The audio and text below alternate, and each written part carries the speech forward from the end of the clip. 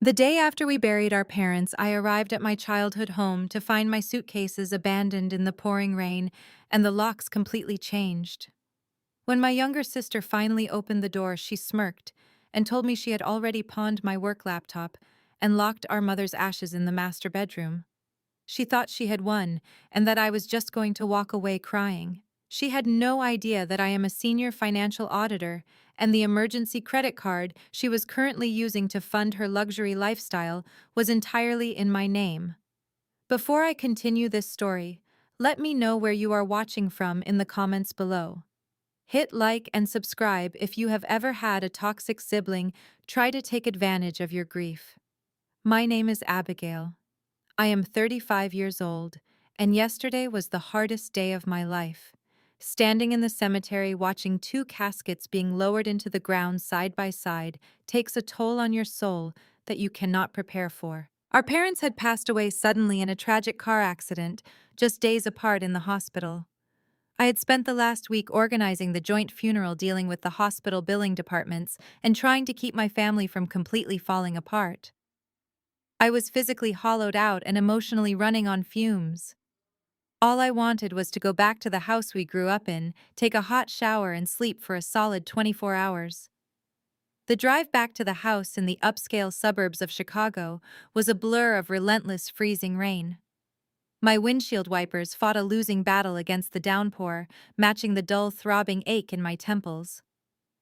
When I finally pulled into the familiar circular driveway, I just sat in my car for a moment, staring at the grand brick facade of my childhood home. The lights were on inside, casting a warm golden glow through the front windows. I took a deep breath, gathered my heavy wool coat around my shoulders, and stepped out into the freezing storm. I trudged up the stone walkway, my boots splashing in the puddles. But as I stepped onto the covered front porch, my heart stopped. Sitting right there in a puddle of rainwater were my two large suitcases. They were soaked through the fabric, completely ruined by the harsh weather. I stared at them, trying to process what I was seeing. I had left those suitcases in the guest bedroom upstairs just this morning before the funeral service. My hands started to shake as I reached into my pocket and pulled out my house key. I slid it into the heavy brass lock of the front door and turned. It jammed. I tried again, jiggling the cold metal, but it refused to budge. The entire lock mechanism was brand new and shiny, completely different from the dull brass one I had known my entire life. Someone had changed the locks while I was at the cemetery burying our parents. I pounded my fist against the heavy oak door. I pounded until my knuckles stung and my lungs burned from the cold air. Finally, the deadbolt clicked and the door swung open. Standing there looking perfectly rested and entirely unaffected by the tragedy of the past week was my younger sister, Brittany. She was 32 years old, but she still carried herself like a spoiled high school cheerleader. She was wearing a pristine white cashmere sweater, and her blonde hair was perfectly styled, as if she had just come from a salon instead of a burial. Standing right behind her, looking imposing with his arms crossed over his broad chest, was her husband, Jamal. Jamal was a tall, athletic African-American man who always seemed to carry a massive chip on his shoulder when it came to my side of the family. He glared at me as if I was a stranger trying to sell them something. I stood there shivering on the porch, water dripping from my hair and running down my face. "What is going on, Brittany?" I asked, my voice hoarse from crying the day before. "Why are my bags outside, and why does my key not work?" Brittany let out a sharp, cruel little laugh. She leaned against the doorframe, looking down at me as if I were a stray dog that had wandered onto her manicured lawn. "The locks needed an upgrade," she said casually, examining her freshly painted fingernails. "And your bags are outside because you do not live here anymore, Abigail." I stared at her in absolute disbelief. "I have been staying here for the last 2 weeks, helping Mom and Dad before they passed," I said, trying to keep the desperation out of my voice. "This is our family home." "Not anymore." Brittany snapped, her eyes narrowing with sudden venom. "This house belongs to the people who actually built a real family. I gave Mom and Dad 3 beautiful grandchildren. Jamal and I need the space to raise them properly." You are just a 35-year-old single auditor who cares more about spreadsheets than family. You do not need a 4-bedroom house. You have your own little apartment in the city.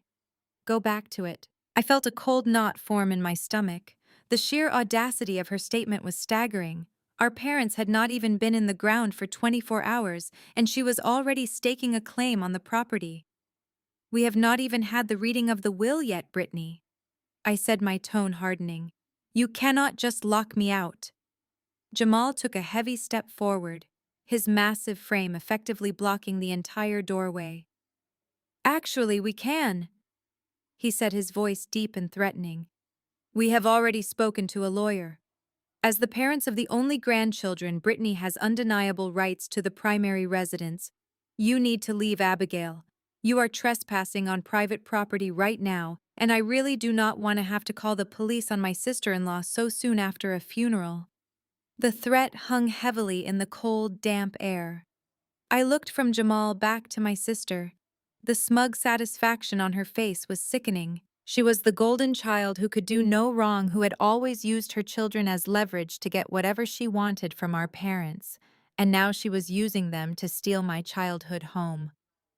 I realized in that moment that reasoning with them was completely futile. They had planned this meticulously. They had waited until I was exhausted and vulnerable to strike. The old Abigail would have cried. The old Abigail would have begged them to let her in just for the night so she could sleep. But the old Abigail died the moment I saw my suitcases sitting in the rain. My mind instantly shifted from grieving daughter to financial auditor. I compartmentalized the pain and assessed the situation with cold, hard logic. Fine, I said, my voice surprisingly steady, cutting through the sound of the rain. If that is how you want to play this, fine. But I need my work laptop. It has sensitive client data on it, and it was sitting on the desk in the guest room. I also need Mom's urn. I am taking her ashes with me just like we agreed yesterday. Brittany smiled a wide, predatory smile that made my blood run cold. About that, she said, her tone dripping with fake sympathy. I actually did some cleaning up while you were gone. Your laptop was taking up space, so Jamal ran it down to the pawn shop on 5th Street. You can probably buy it back for a few $100 if you hurry. As for Mom, she is staying right here where she belongs. I put her urn in the master bedroom safe, and only I have the combination. Now get off my porch before I have you forcibly removed. She slammed the heavy oak door directly in my face. The sound echoed like a gunshot in the quiet neighborhood. The deadbolt clicked loudly, locking me out into the storm. I stood there for a long time, letting the freezing rain soak completely through my coat. I looked down at my ruined suitcases and then back up at the glowing windows of my childhood home. Inside, I could hear the faint sound of Jamal laughing. They thought they had won. They thought they had successfully bullied the quiet single sister out of her inheritance. They thought I was weak because I chose not to scream and throw a tantrum on the front porch. But they made one massive critical mistake. I reached into my wet coat pocket and pulled out my cell phone. I wiped the raindrops from the screen and opened my secure banking application.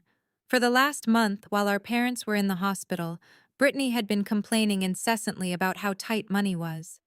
She claimed she needed help paying for groceries and gas to shuttle the kids back and forth to visit. Being the responsible older sister, I had given her a joint emergency credit card.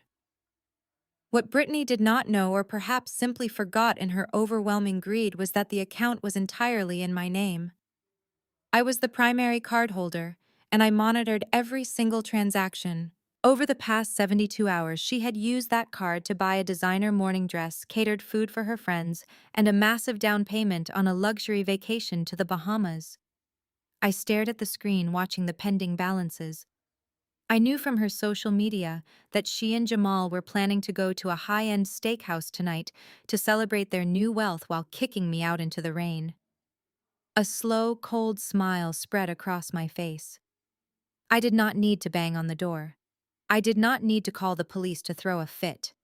I had something much more powerful than a loud voice. I had absolute financial control.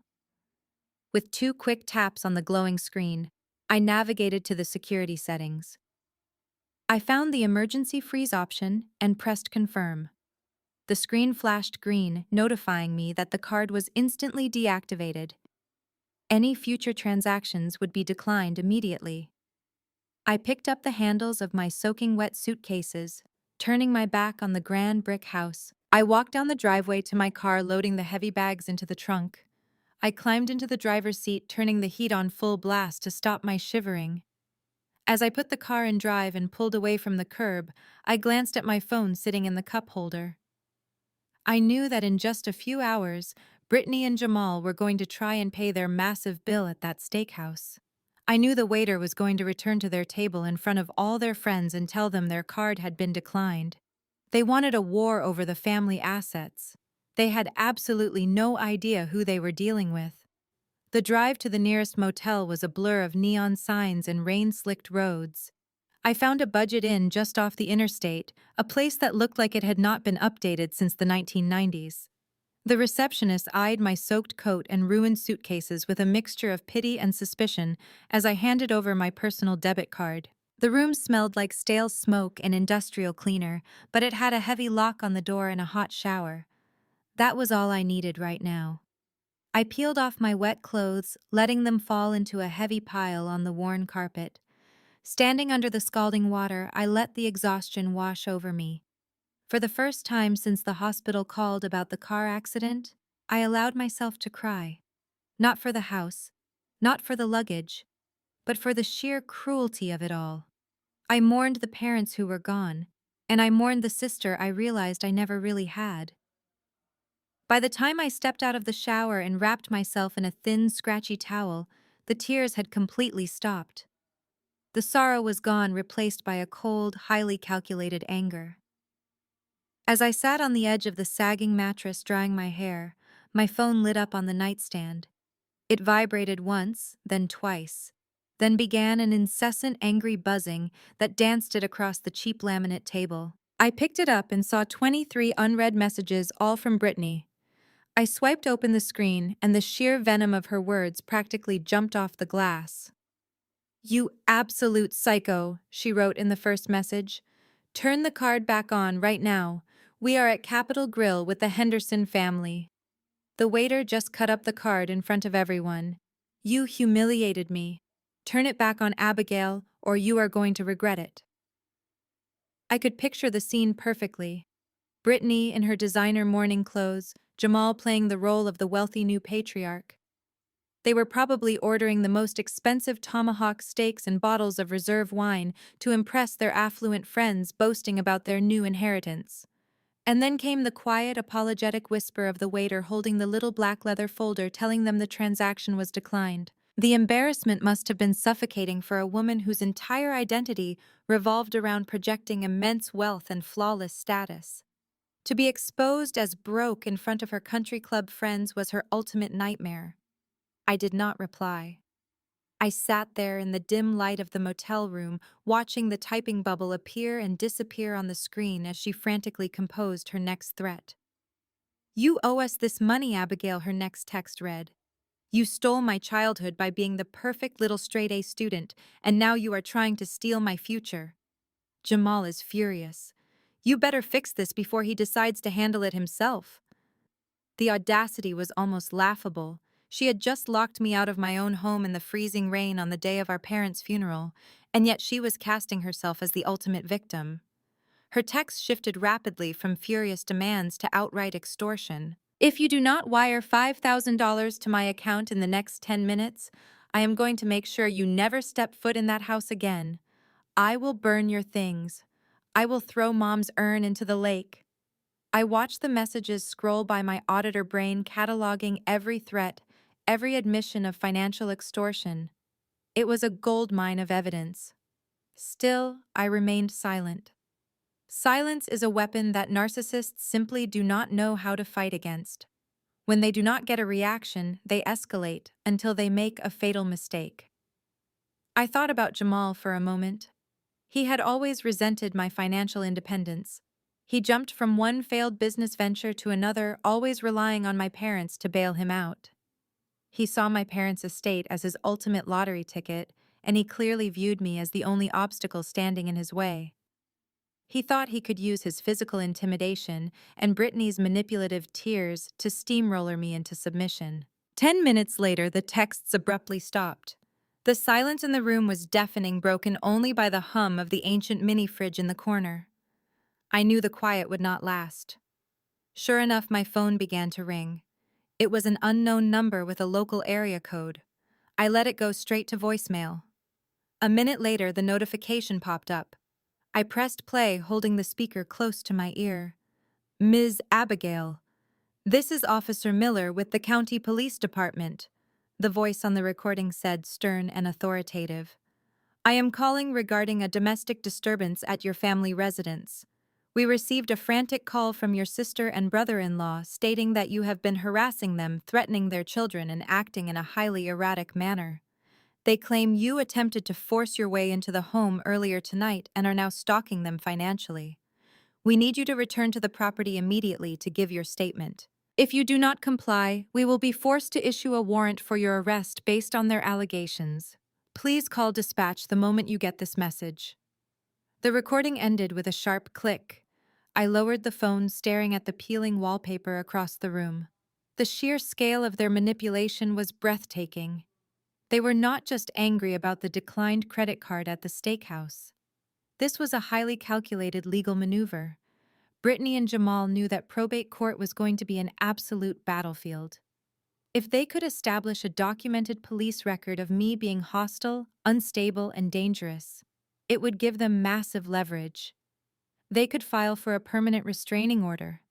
They could argue to a judge that I was completely unfit to serve as an executor or handle any portion of the estate.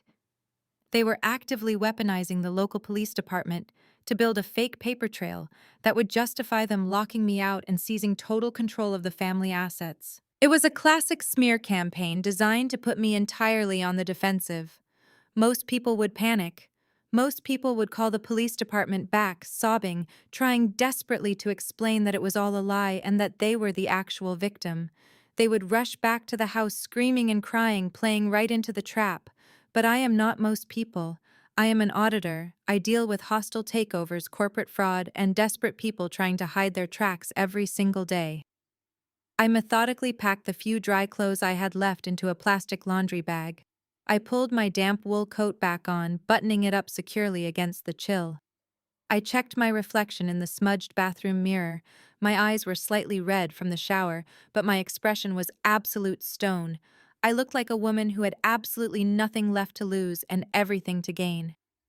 I walked out to my car and started the engine, pulling out of the motel parking lot and heading back into the storm. The drive back to the neighborhood felt entirely different this time. The rhythmic thumping of the windshield wipers sounded like a metronome keeping time with my racing thoughts. I was no longer a grieving, heartbroken daughter looking for comfort in her childhood home. I was a professional stepping into a hostile audit. I went over the local recording laws in my head, confirming that my state required only one-party consent. I was legally allowed to record any conversation I was a part of without telling the other people involved. That law was about to become my greatest asset. As I turned onto my parents' street, the rain began to let up slightly, reducing to a steady cold drizzle that coated the asphalt in a slick sheen. The neighborhood was quiet, the large houses sitting silently behind manicured lawns. Halfway down the block, I saw the flashing blue and red lights of a police cruiser parked right in front of the grand brick house, casting eerie shadows against the wet siding. Two officers were standing on the porch talking to Jamal, who was gesturing wildly, pretending to be the protective father shielding his family from a threat. I pulled my car along the curb directly behind the cruiser, putting the vehicle in park. I sat there for a few seconds watching them through the rain-streaked windshield. I took a deep, long breath, centering my racing heart and clearing my mind of any lingering emotional attachment. I reached over to the passenger seat, picked up my phone, and opened the voice memo application.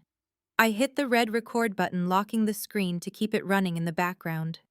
I slipped the device carefully into my deep coat pocket, where the microphone would clearly pick up every single word spoken.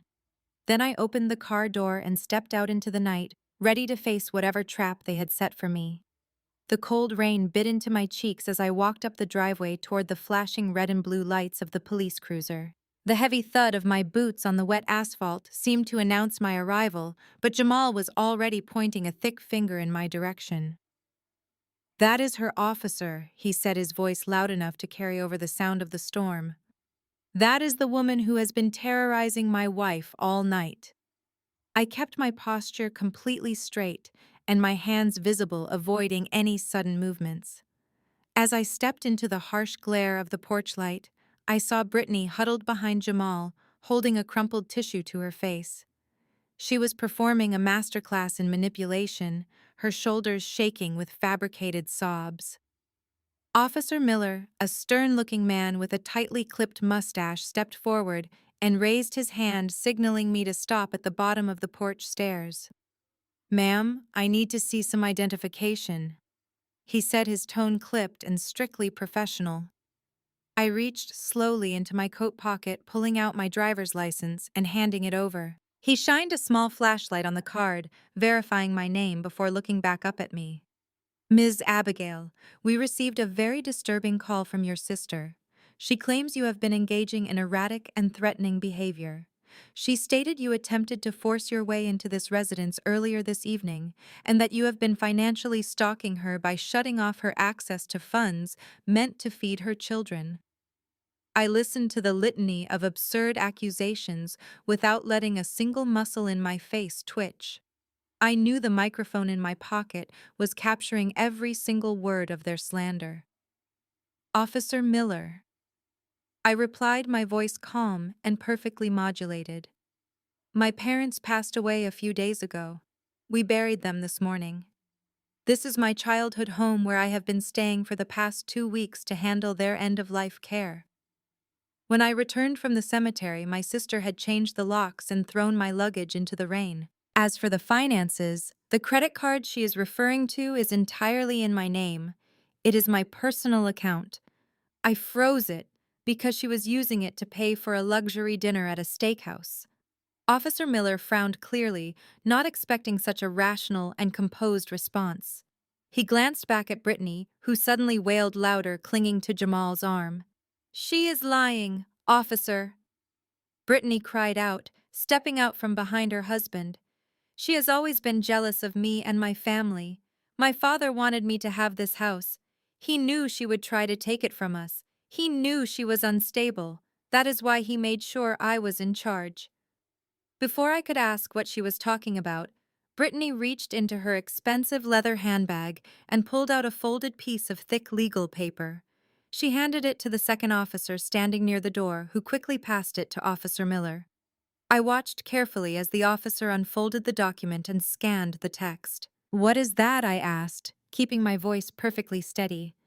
"It is a legal power of attorney," Officer Miller said, his brow furrowing as he read the clauses. "It grants your sister Brittany full administrative control over your father's property assets and medical decisions. It is signed and notarized." My heart slammed against my ribs, but I forced my breathing to remain slow and even. "May I see the date on that document?" I asked politely. Officer Miller hesitated for a moment, but then tilted the paper so I could see the bottom of the page. The date stamped next to the crude, jagged signature was from exactly 4 days ago. The notary seal belonged to someone I had never heard of, probably one of Jamal's sketchy associates looking to make a quick buck. "Officer, that signature was supposedly made 4 days ago," I said, maintaining intense eye contact with the policeman. 4 days ago, my father was in the intensive care unit. He was actively intubated and on a continuous intravenous drip of fentanyl and morphine. He was completely unconscious and medically incapacitated. He could not even open his eyes, let alone read and sign a complex legal document transferring his entire estate. "This is a blatant forgery," Brittany gasped loudly, pressing her hand to her chest in mock horror. "How dare you accuse me of such a thing?" she shrieked. "Dad woke up for a few hours and he was completely lucid. He begged me to bring the notary because he was terrified of what you would do to us. He wanted his grandchildren to be safe. You are just a bitter, lonely woman who wants to ruin my life." Jamal stepped forward, towering over me from the top of the stairs. "You need to back off, Abigail," he growled, his voice dropping to a menacing pitch. "The police have seen the paperwork. You have no right to be here. You are trespassing and you are harassing my wife." I looked back at Officer Miller, waiting for him to recognize the obvious fraud happening right in front of him. But the police are not financial investigators, and they are certainly not probate judges. They are there to keep the immediate peace, and they want to do it with the least amount of paperwork possible. Ms. Abigail, Officer Miller said, letting out a heavy sigh as he handed the document back to Brittany. "Whether you believe this document is forged or not is a matter for the civil courts. Right now, she has a notarized piece of paper granting her control of the property. That makes this a probate issue. We do not handle estate disputes. As of this moment, she is the legal resident and she is asking you to leave. If you refuse to vacate the premises immediately, or if you return here tonight to cause another disturbance, we will have no choice but to place you under arrest for criminal trespassing." The injustice of the situation hung heavily in the freezing air. They had orchestrated this perfectly. They had used my father's tragic death as an opportunity to fabricate legal authority, knowing the police would not dig into the medical records at 10 o'clock at night in the pouring rain. They wanted me to lose my temper. They wanted me to scream and lunge at Brittany so they could have me handcuffed and thrown in the back of the cruiser, solidifying their narrative that I was a danger to the family. But I am an auditor. I live and breathe documentation, evidence, and the long game. I knew that fighting on the front porch was a losing battle. The real war would be fought with bank records, tax codes, and insurance policies. "I understand, Officer Miller," I said, my voice soft and entirely submissive. "I apologize for taking up your time tonight. I will leave the premises immediately, and I will not return." Brittany let out a loud, dramatic sigh of relief, leaning her head against Jamal's shoulder. Jamal smirked at me, a look of pure, arrogant triumph plastered across his face. He crossed his arms over his broad chest, puffing himself up as the victorious protector of the family castle.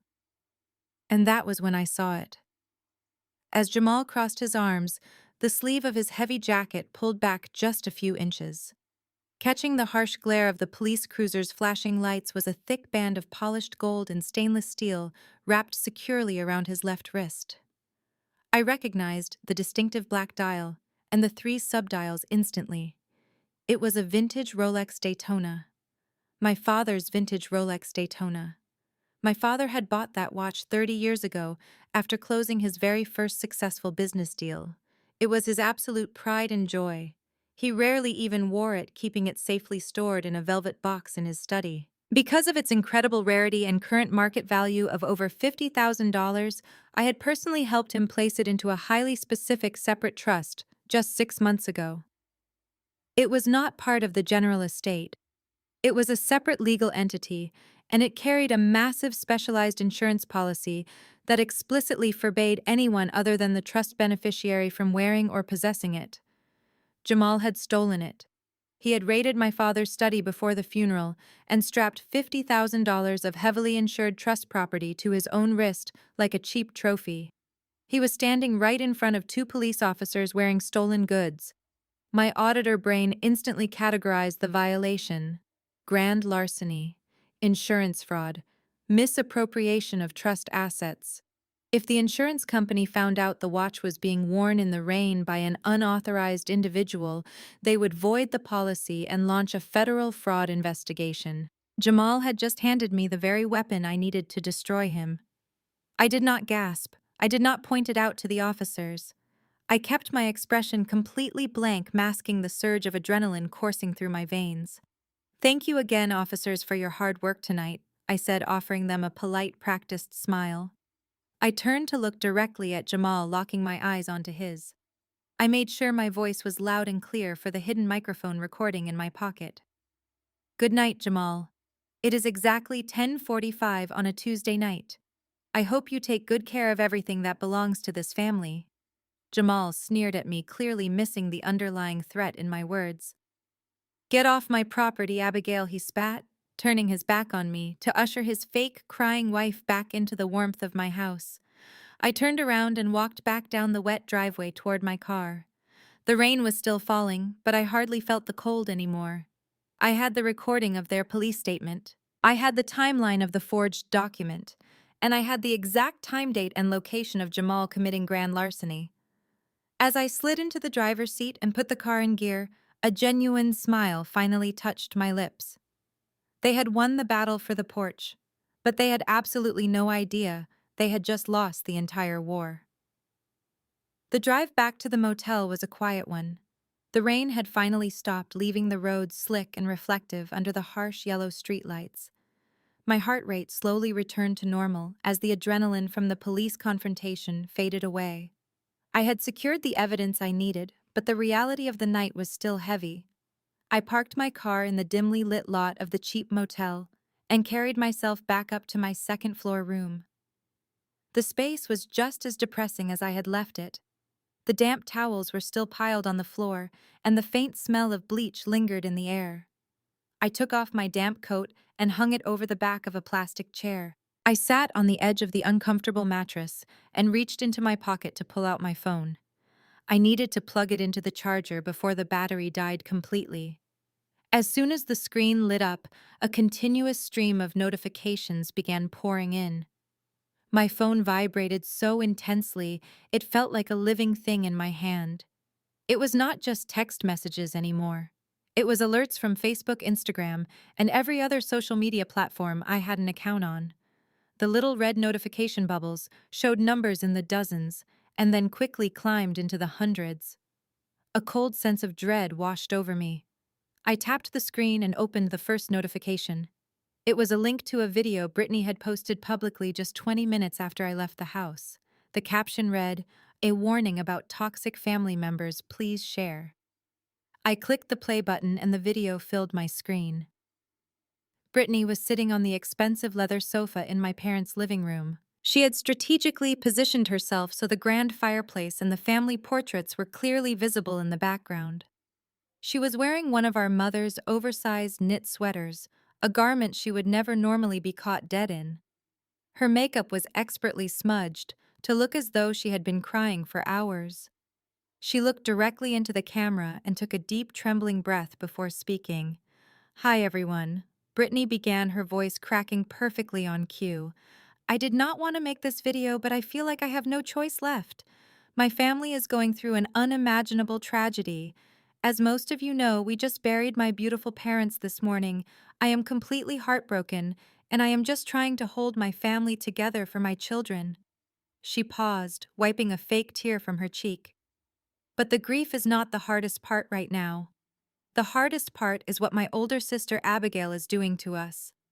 I stared at the screen, my jaw clenching. I watched as my sister spun a web of absolute lies with the polished skill of a professional actor. She told her followers that I had completely abandoned our parents in their final days. She claimed that while she was at the hospital holding their hands, I was too busy with my corporate auditing job to even visit. She painted a vivid picture of herself as the devoted, exhausted daughter who gave up everything to care for them. It was a complete inversion of reality. For the past month, I had practically lived in the intensive care unit. I was the one sleeping in the uncomfortable vinyl chairs. I was the one speaking with the specialist, tracking their medications and making the agonizing medical decisions. Brittany only showed up twice the entire time. Both times she brought her children, stayed for exactly 15 minutes to take photos for her social media, and then complained that hospitals gave her anxiety before leaving to get her nails done. But the video only got worse. Brittany leaned closer to the camera, her eyes wide and pleading. Dad knew Abigail was unstable. She continued, her voice trembling with fabricated fear. "That is why he gave me the power of attorney before he passed. He begged me to protect the family home for his grandchildren. But tonight Abigail showed up at the house demanding money. When we told her no, she went completely crazy. She tried to break in and we had to call the police to protect our kids. And now she has retaliated by freezing the only bank accounts we have access to. She is trying to starve her own niece and nephew just to punish me. Please pray for my family." The video ended and the screen faded to black. I sat in the dim motel room, absolutely stunned by the sheer audacity of her performance. She had taken every single event from the evening, the locked doors, the police, the frozen credit card, and completely weaponized them. She had crafted a narrative that made her the ultimate victim and painted me as a greedy, unhinged monster. I scrolled down to look at the comments section. It was a digital firing squad. There were already hundreds of comments from friends, acquaintances, and complete strangers. The words were brutal and merciless. People I had never even met were calling me a psychopath, a greedy corporate shark, and a disgrace to my parents' memory. "How can you do that to your own sister?" one comment read. "You belong in a jail cell," another person wrote. "Those poor children, I hope someone is keeping them safe from their aunt." The psychology of a social media mob is a terrifying thing to witness. People love a clear victim and a clear villain. Brittany had handed them a perfect story of a devoted mother fighting off an evil, greedy sister, and they swallowed it without a single second of critical thought. They did not ask for proof. They did not wonder why an auditor with a six-figure salary would need to steal money to buy groceries.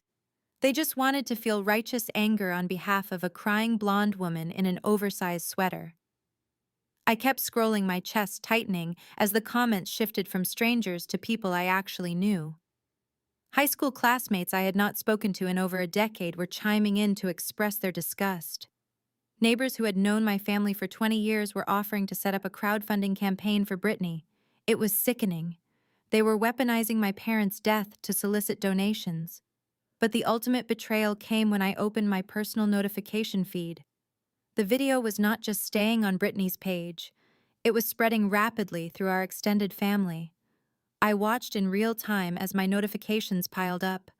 Your cousin Greg shared a video. Your Aunt Susan commented on a post. Your Uncle Robert shared a video. These were people who had known me my entire life. These were cousins I had tutored in math so they could graduate. These were uncles I had helped with their taxes for free every single spring. And yet they were blindly sharing a video accusing me of starving children and abandoning my dying parents. Not a single one of them had called me to ask for my side of the story. Not a single one of them had questioned the absurd narrative Brittany was selling. They simply chose the path of least resistance. They chose the loud crying victim over the quiet responsible sister. A deep, heavy exhaustion washed over me, replacing the initial shock. This was the family dynamic I had spent my entire adult life trying to escape. In our family, appearances were everything, and the truth was entirely irrelevant. Brittany had always been the golden child, the one who knew exactly how to manipulate the adults by playing the fragile victim.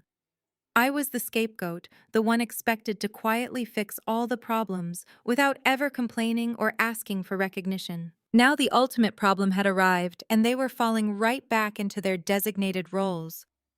They wanted me to be the villain because it was easier than admitting that the daughter they worshipped was a manipulative thief. I walked over to the small sink in the corner of the motel room and splashed cold water on my face. I looked at myself in the mirror. I was tired, but I was not broken. The old Abigail might have frantically posted a response trying to defend herself and explain the truth. The old Abigail would have begged them to believe her, but the professional auditor staring back at me knew better. Engaging in a public shouting match with a narcissist is exactly what they want. It feeds their need for drama and validates their narrative that you are out of control. "Let them talk," I whispered to my reflection. "Let them post all the videos they want." The court system does not care about social media likes, and a judge does not make rulings based on online comments. They make rulings based on bank statements, wire transfers, and legally binding documents. I dried my face with a scratchy paper towel and walked back to the bed. I needed to focus on building my legal case against Jamal for the stolen Rolex and preparing for the official will reading. The noise on the internet was just a distraction designed to throw me off balance. I picked up my phone with the intention of turning off all notifications and getting some sleep. But before my thumb could press the power button, the screen illuminated with an incoming call. The caller identification displayed a name that made my stomach drop. Aunt Diane. Diane was my father's older sister and the undisputed matriarch of our extended family. She was a woman who wielded family gossip like a weapon and demanded absolute obedience from everyone. She lived for drama, and she appointed herself the judge, jury, and executioner of all family conflicts. If Diane was calling at this hour, it meant the smear campaign had reached the highest level of the family hierarchy. I watched the phone vibrate on the cheap laminate nightstand, the ringing cutting through the silence of the motel room. I knew exactly what was waiting for me on the other end of that line. Diane was not calling to ask how I was doing. She was calling to deliver a verdict. I took a deep breath, picked up the phone, and pressed answer. "Hello, Aunt Diane," I said, keeping my voice perfectly level. I did not offer a greeting or ask how she was doing. I simply waited for the storm to break. "Abigail, I cannot even begin to express how utterly disgusted I am with you," Diane shrieked through the speaker. Her voice was shrill and vibrating with self-righteous fury. "I just watched Brittany's video. The entire family has watched it. How could you do something so vile to your own sister on the day we buried your parents? Have you completely lost your mind?" I held the phone an inch away from my ear. Diane did not pause to let me answer. She was not calling to have a conversation. She was calling to deliver a monologue. "You have always been selfish, Abigail," she continued, her tone dripping with venom. "You always thought you were better than the rest of us, just because you moved to the city and got some fancy corporate job. But to lock your own sister out of her finances, to try and break into the house where her children are sleeping. You are a monster. Your mother would be absolutely ashamed of the woman you have become." That was the line they always used. They always weaponized my parents against me, knowing it was the one thing that usually broke my resolve. But sitting in that cheap motel room with my wet coat still dripping onto the worn carpet, I felt absolutely nothing. The emotional manipulation simply bounced off me. "Are you finished, Diane?" I asked calmly. "No, I am not finished," she snapped, breathing heavily into the receiver. "You are going to fix this right now. You are going to turn that credit card back on immediately and apologize to Jamal. And then tomorrow morning you are going to call Mr. Harrison and formally waive all of your rights to the estate. You are going to sign the house and everything in it completely over to Brittany. It is the only way to give her peace, and it is the only way you will ever be welcomed back into this family. If you do not do this, I will personally make sure everyone in town knows exactly what kind of psychotic, greedy person you really are." I listened to her ultimatum, and a profound sense of clarity washed over me. This was the mechanism of a toxic family. When the golden child throws a tantrum, the flying monkeys are dispatched to attack the scapegoat. Diane did not care about the truth. She only cared about restoring the dysfunctional family dynamic where Brittany got everything she wanted, and I silently footed the bill. "Diane," I said, my voice dropping to a low, authoritative register that I usually reserved for hostile corporate audits. "You have absolutely no idea what you are talking about. You are blindly believing a manipulative video made by a woman who changed the locks on my childhood home while I was standing at a cemetery. I will not be apologizing to Jamal for turning off a credit card that is solely in my name, and I will certainly not be waiving my rights to anything. How dare you speak to me like that?" Diane gasped, her voice pitching even higher. "You listen to me, you ungrateful little brat." "I am not going to listen to you, Diane," I interrupted, cutting her off completely. "In fact, I am not going to listen to anyone in this family ever again. Do not call this number anymore." I pulled the phone away from my ear and pressed the red end call button, severing the connection mid-scream. I did not stop there. I went into my phone settings and blocked Diane's number. Then I opened my contacts list and systematically blocked every single aunt, uncle, and cousin who had shared Brittany's video. I blocked my extended family, my parents, old neighbors, and anyone else who might try to reach out and guilt-trip me.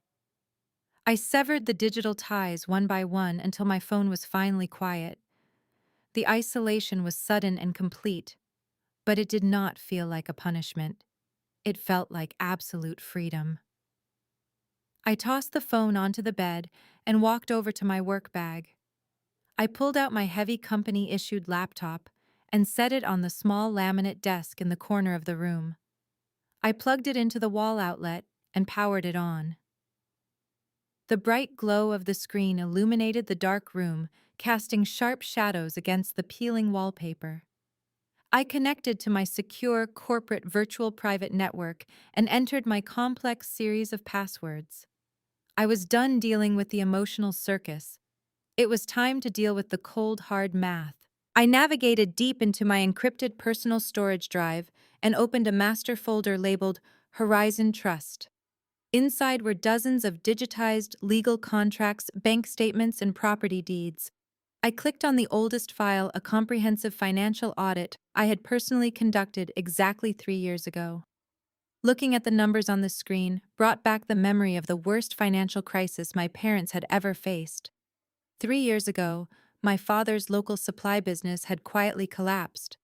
He had made a series of terrible investments and taken out massive commercial loans that he could not repay. The bank was threatening total foreclosure. They were going to seize the business, the inventory, and the grand brick family home that was put up as collateral. My parents were terrified of the public humiliation.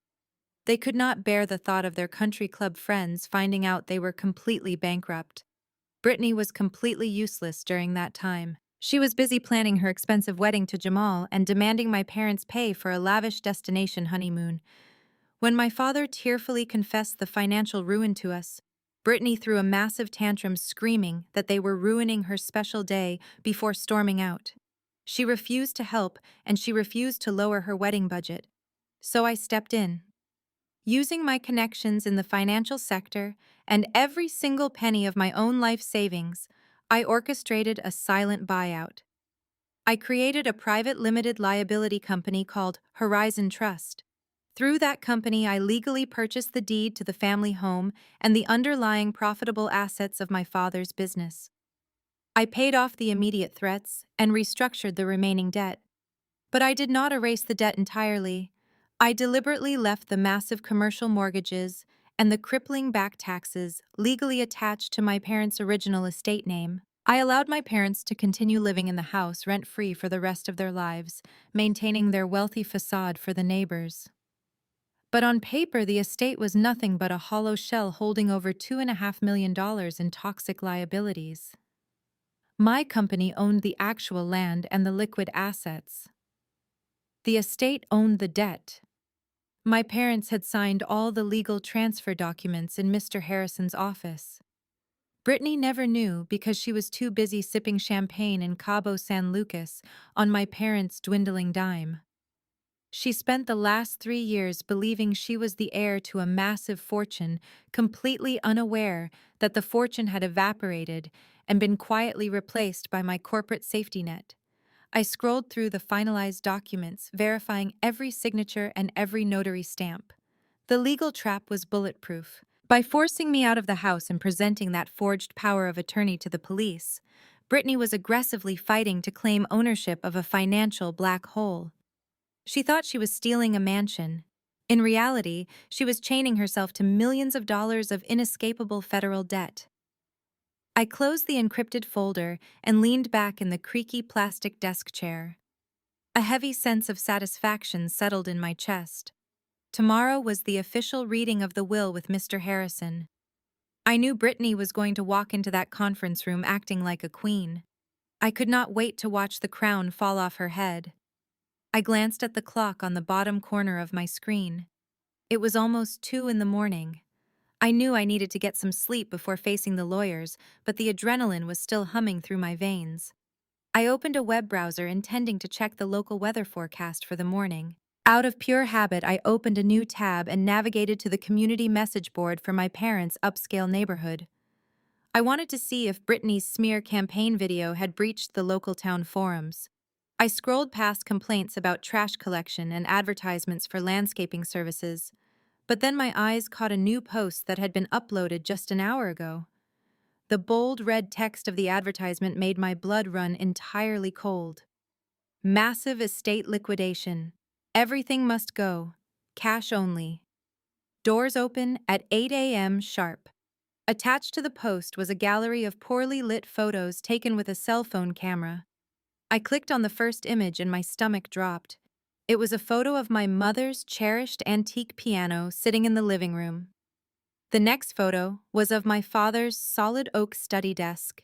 The next showed a table completely covered in my mother's heirloom jewelry, the diamond necklaces and vintage brooches she had worn to every family holiday. I stared at the screen, my mind racing to process what I was seeing. Brittany was not waiting for the will reading.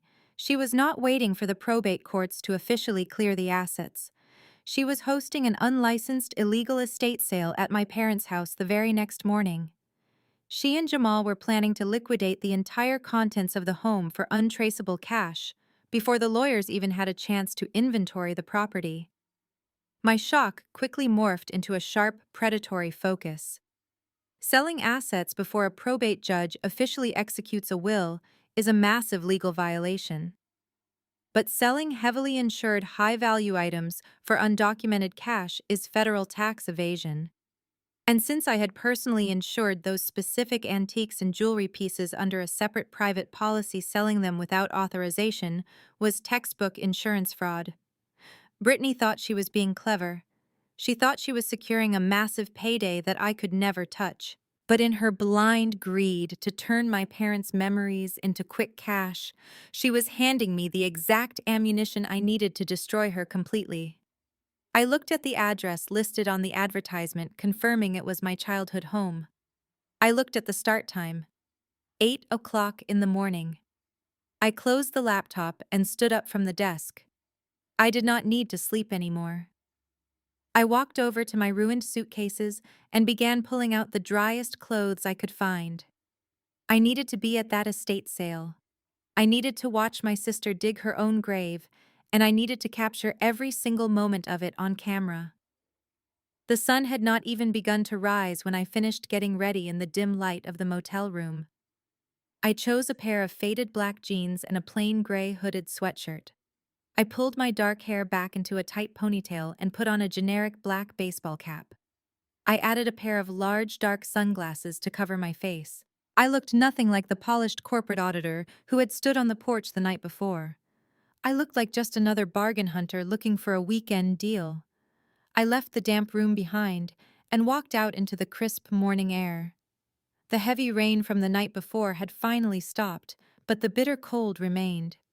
I stopped at a drive-through coffee shop to get a large black coffee to warm my hands.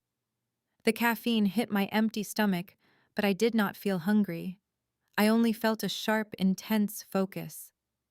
I drove back toward the upscale suburb where my parents had lived for 3 decades. The neighborhood usually woke up slowly on a Wednesday morning, but today was entirely different. As I turned onto the main street leading to the estate, I could already see the absolute chaos unfolding. There were cars lined up on both sides of the street, parked haphazardly on the wet grass and blocking the manicured sidewalks. People were walking briskly up the hill, carrying empty cardboard boxes and reusable tote bags. They were like vultures descending on a carcass, trying to get the best pieces before anyone else arrived. I drove slowly past the house, not wanting to draw any attention to my vehicle. I parked my car a full block away, pulling in behind a large oak tree that completely obscured my car from the driveway. I rolled down my window just a few inches to let the cold air in and watched the scene unfold. It was exactly 8 o'clock, and the front doors of my childhood home were wide open. Brittany had apparently hired a few local teenagers to help haul the heavy furniture out onto the front lawn. I watched as 2 boys struggled to carry my father's heavy mahogany desk down the porch stairs. They scraped the thick wooden leg against the brick, chipping the antique finish. I felt a sharp pang in my chest, but I quickly pushed the emotion away. This was not about sentimentality anymore. This was about gathering irrefutable evidence. Sitting in my car, I reviewed the legal reality of what Brittany was doing. When a person passes away, their assets must go through a highly regulated legal process called probate. A judge has to formally review the will, assign an executor, and ensure that all outstanding debts and taxes are paid before a single penny or piece of property is distributed to the heirs. Liquidating assets before the probate process even begins is a massive violation of the law. It is considered theft from the estate. But Brittany was not just breaking basic probate laws. She had placed large neon pink signs on the front lawn that clearly read, "Cash only, all sales final." The cash only demand was the real nail in her coffin. By refusing paper checks or digital transfers, she was intentionally avoiding creating any sort of financial paper trail. She was planning to pocket hundreds of thousands of dollars in untaxed, undeclared cash. The Internal Revenue Service takes a very harsh stance on high-value cash liquidations that bypass the estate tax system. Furthermore, she was selling items that were specifically scheduled on a private insurance policy. That meant she was committing federal tax evasion and insurance fraud simultaneously in broad daylight. I pulled my phone out and used the camera zoom function to get a closer look at the driveway. Jamal was acting like a nightclub bouncer. He was standing near the front door barking orders at the buyers and directing traffic. He looked incredibly smug, wearing a thick designer jacket and holding a thick wad of cash in his hand. Brittany was standing by a folding table set up on the wet grass. She had covered the table with a cheap plastic tablecloth and dumped all of my mother's antique jewelry boxes directly onto it. I watched through the phone screen as a woman picked up my mother's diamond tennis bracelet. It was a piece my father had bought her for their 25th wedding anniversary. It was worth over $20,000 and insured for even more. Brittany snatched the bracelet out of the woman's hand, pointed to a price sticker, and held out her other hand. The woman counted out a stack of $100 bills and handed them over. Brittany shoved the cash directly into her oversized designer purse. She did not write down a receipt. She did not record the sale in a ledger. She simply pocketed the money and moved on to the next buyer with a greedy smile on her face. It was absolutely sickening to witness. They were stripping my parents' legacy down to the studs and selling it to strangers for pennies on the dollar, just to fund their own lavish lifestyle. They were desecrating the memory of the people who had given them everything. A small part of me wanted to roll down the window and scream. I wanted to call the police again and demand they stop this illegal sale immediately. But I knew the police would just repeat what they said last night. They would call it a civil probate dispute and refuse to intervene. No, I could not rely on the local authorities to fix this problem. I had to build a case so airtight and so financially devastating that no judge and no federal agency could possibly ignore it. A man walked down the driveway carrying my father's vintage record player. Another couple was loading my mother's pristine crystal dining set into the back of an old pickup truck. Each item they carried away represented a core memory from my childhood. I remembered the holidays, the family dinners, the quiet Sunday mornings, listening to those records playing softly in the background. Brittany was selling our entire history to pay for her country club memberships and luxury vacations. But every dollar she stuffed into her purse was a dollar she would eventually have to answer for to the federal government. My auditor brain started calculating the sheer volume of the fraud happening right in front of me. The estate held a massive amount of high-value art, rare antiques, and custom furniture.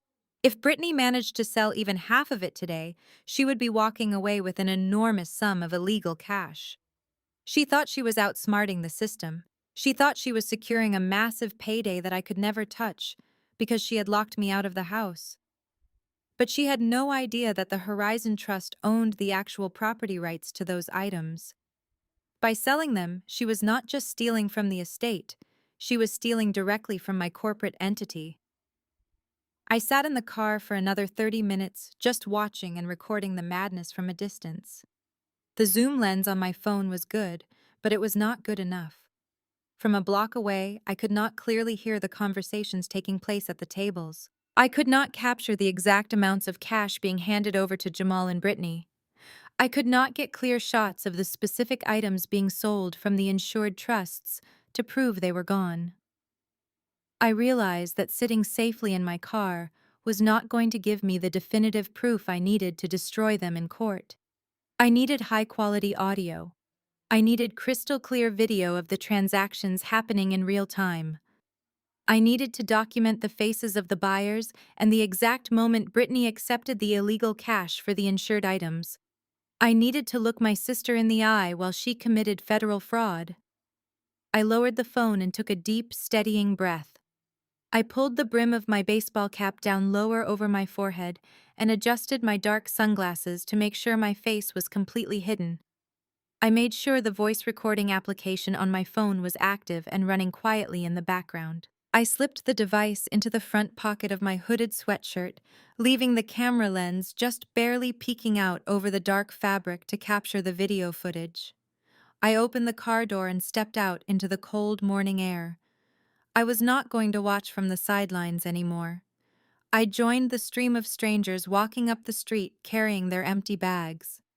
I kept my head down, blending in perfectly with the crowd of eager buyers. I was going to walk right into the lion den, and I was going to let them hand me the rope they would ultimately use to hang themselves. I merged into the stream of bargain hunters walking up the steep driveway. The cold morning air smelled of damp leaves and exhaust fumes from the idling trucks parked along the curb. Everywhere I looked, pieces of my childhood were scattered across the wet grass like discarded trash. I saw the vintage oak bookshelf my father had built with his own hands being loaded into the back of a rusted van by two strangers. I saw a woman eagerly haggling over the porcelain tea set my mother only ever brought out for Thanksgiving dinner. It took every ounce of my self-control to keep my face completely neutral and my breathing steady. I was not a grieving daughter mourning the loss of her family history. I was an undercover auditor, gathering irrefutable evidence of federal tax evasion and probate fraud. I kept my head down, pulling my dark sunglasses firmly over my eyes, and walked straight toward the center of the chaotic scene. I did not even make it halfway up the driveway before a massive shadow blocked my path. Jamal stepped directly in front of me, crossing his thick arms over his broad chest. He was wearing a tight black athletic shirt despite the freezing weather, clearly trying to look as physically intimidating as possible. He recognized me instantly, despite the baseball cap and the plain gray sweatshirt. "You have got some serious nerve showing your face here, Abigail," he growled, keeping his voice low so the nearby buyers would not hear. "I told you last night that you are trespassing. Turn around and walk back down that hill right now before I call Officer Miller to come drag you away in handcuffs." I stopped and looked up at him. I did not step back, and I certainly did not flinch. I let a cold, deadpan expression settle over my features. "Jamal," I replied, my voice completely flat and unwavering. "This is a public estate sale advertised openly on the internet to the entire community. You have invited the general public onto this property to purchase goods. Legally, you cannot claim I am trespassing when you have dozens of strangers walking freely through the front door. Furthermore, if you call the police, they are going to ask why you are conducting an unlicensed cash liquidation of an estate before the will has even been read by a probate judge. Do you really want Officer Miller asking for your vendor permits and tax forms this morning?" Jamal clamped his mouth shut. His jaw ticked in obvious frustration because he knew I was absolutely right. He was a bully who relied on physical intimidation, but he had no idea how to counter basic legal logic. He tried to step sideways to block my path again, but I simply stepped around his massive frame as if he were nothing more than a minor obstacle in a hallway.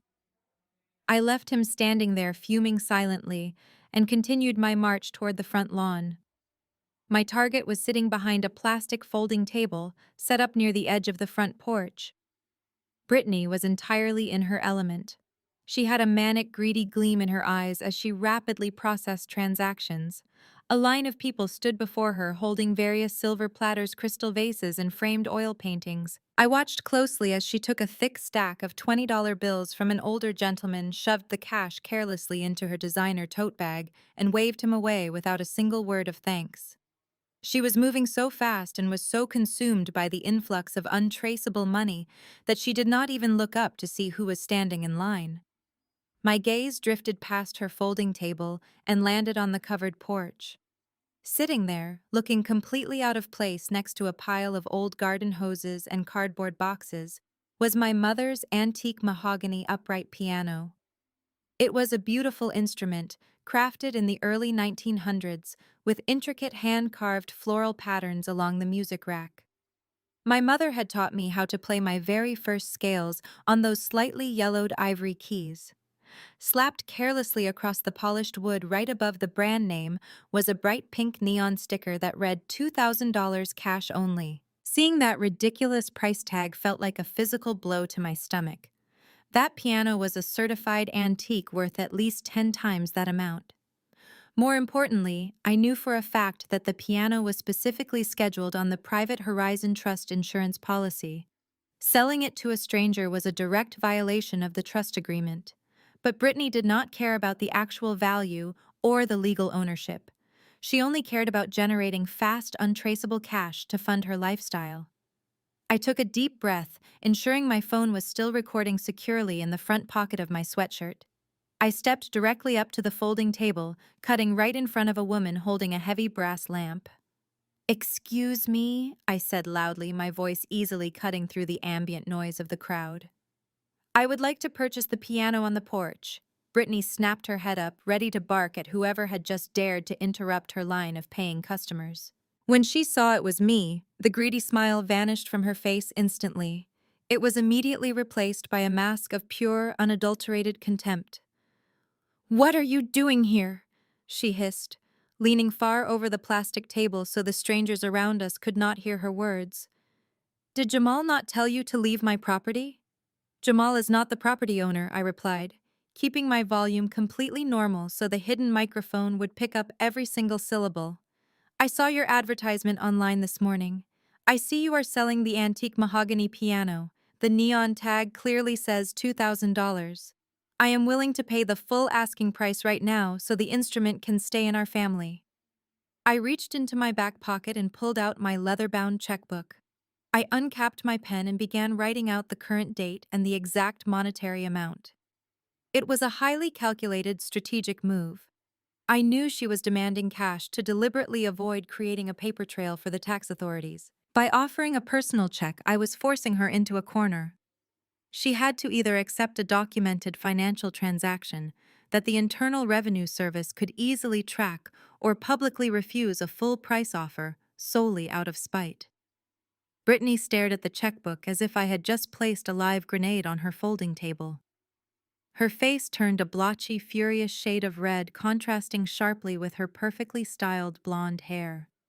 "You are not buying anything," she spat, her voice rising in pitch.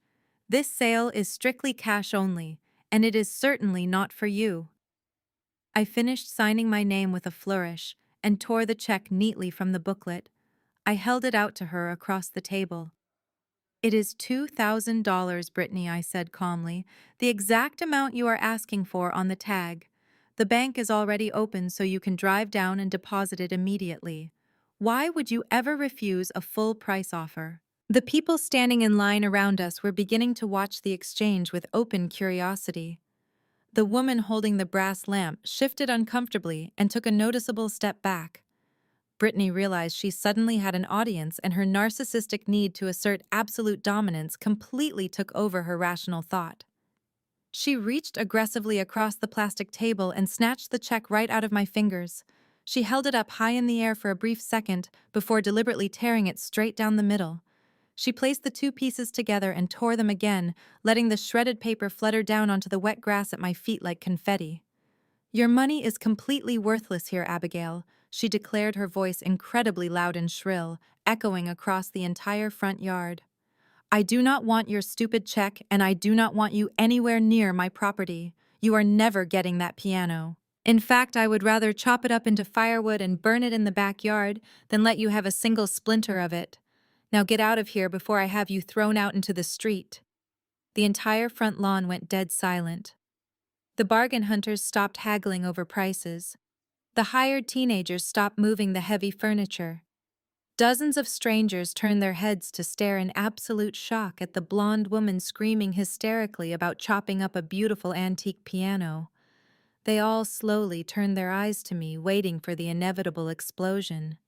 They fully expected me to scream back at her. They expected me to lunge across the table or to break down in pathetic tears of humiliation. Instead, I looked down at the torn pieces of paper resting on the wet grass. I slowly bent my knees and carefully picked up every single shred of the destroyed check. I stood back up and looked my sister dead in the eye. I did not look angry, and I did not look sad. I smiled a genuine, deeply relaxed smile. "Okay, Brittany," I said softly, my voice echoing perfectly in the quiet yard. "Have a very successful sale." I turned my back on her and walked calmly down the long driveway, feeling the stunned gaze of the entire neighborhood burning heavily into my back. I did not need to save the piano right now. I had gotten exactly what I came for. The phone sitting in my pocket had just captured crystal clear audio of my sister refusing legal tender and aggressively declaring her intent to destroy high-value insured estate assets. The trap was set, and she had just walked right into it. The walk back to my car felt entirely different from the walk up to the house. My footsteps were steady and measured, echoing quietly against the damp pavement of the street. I did not look back at the chaotic scene unfolding on the front lawn. I did not need to. I could still hear the shrill echo of my sister's voice ringing in the cold morning air, aggressively declaring that she would rather destroy a valuable antique than accept a perfectly legal check. I reached my car, parked safely behind the massive oak tree, and slid into the driver's seat. I pulled the heavy door shut, and the solid thud of the door closing instantly muted the noise from the estate sale. The silence inside the cabin was immediate and deeply comforting. I took a deep breath, letting the lingering adrenaline slowly filter out of my bloodstream. I reached into the front pocket of my hooded sweatshirt and pulled out my cell phone. I tapped the screen to stop the voice recording application and immediately hit playback just to be absolutely certain the audio had captured properly. The tiny speaker crackled to life. I heard my own voice, calm and polite, offering the full asking price of $2,000 for the piano. Then came Brittany's unmistakable screech. I heard the sharp tearing sound of the paper check being ripped in half. I heard her loudly proclaim that the sale was strictly cash only, and that my documented money was worthless to her. The audio was pristine. It was the absolute smoking gun I needed. With a few quick taps on the screen, I uploaded the digital file to my secure encrypted corporate cloud server, ensuring it could never be deleted or lost. I leaned back against the leather headrest and let a cold, highly calculated focus take over my mind. It was time to stop playing defense. It was time to set the financial trap and let my sister walk right into it. I opened the web browser on my phone and navigated directly to the official website of the Internal Revenue Service. As an auditor, I was intimately familiar with their reporting protocols. I bypassed the standard customer service lines and found the direct contact number for the Criminal Investigation Division, specifically the department that handles large-scale tax evasion and unreported cash liquidations. I memorized the 10-digit number, opened my keypad, and dialed. The automated menu was brief, and within moments, I was connected to a live intake agent. "Good morning," I said, my voice dropping into the authoritative professional register I used in corporate boardrooms. "My name is Abigail, and I am a senior financial auditor. I need to report a massive ongoing case of premeditated tax evasion and the illegal undocumented cash liquidation of a high-value estate."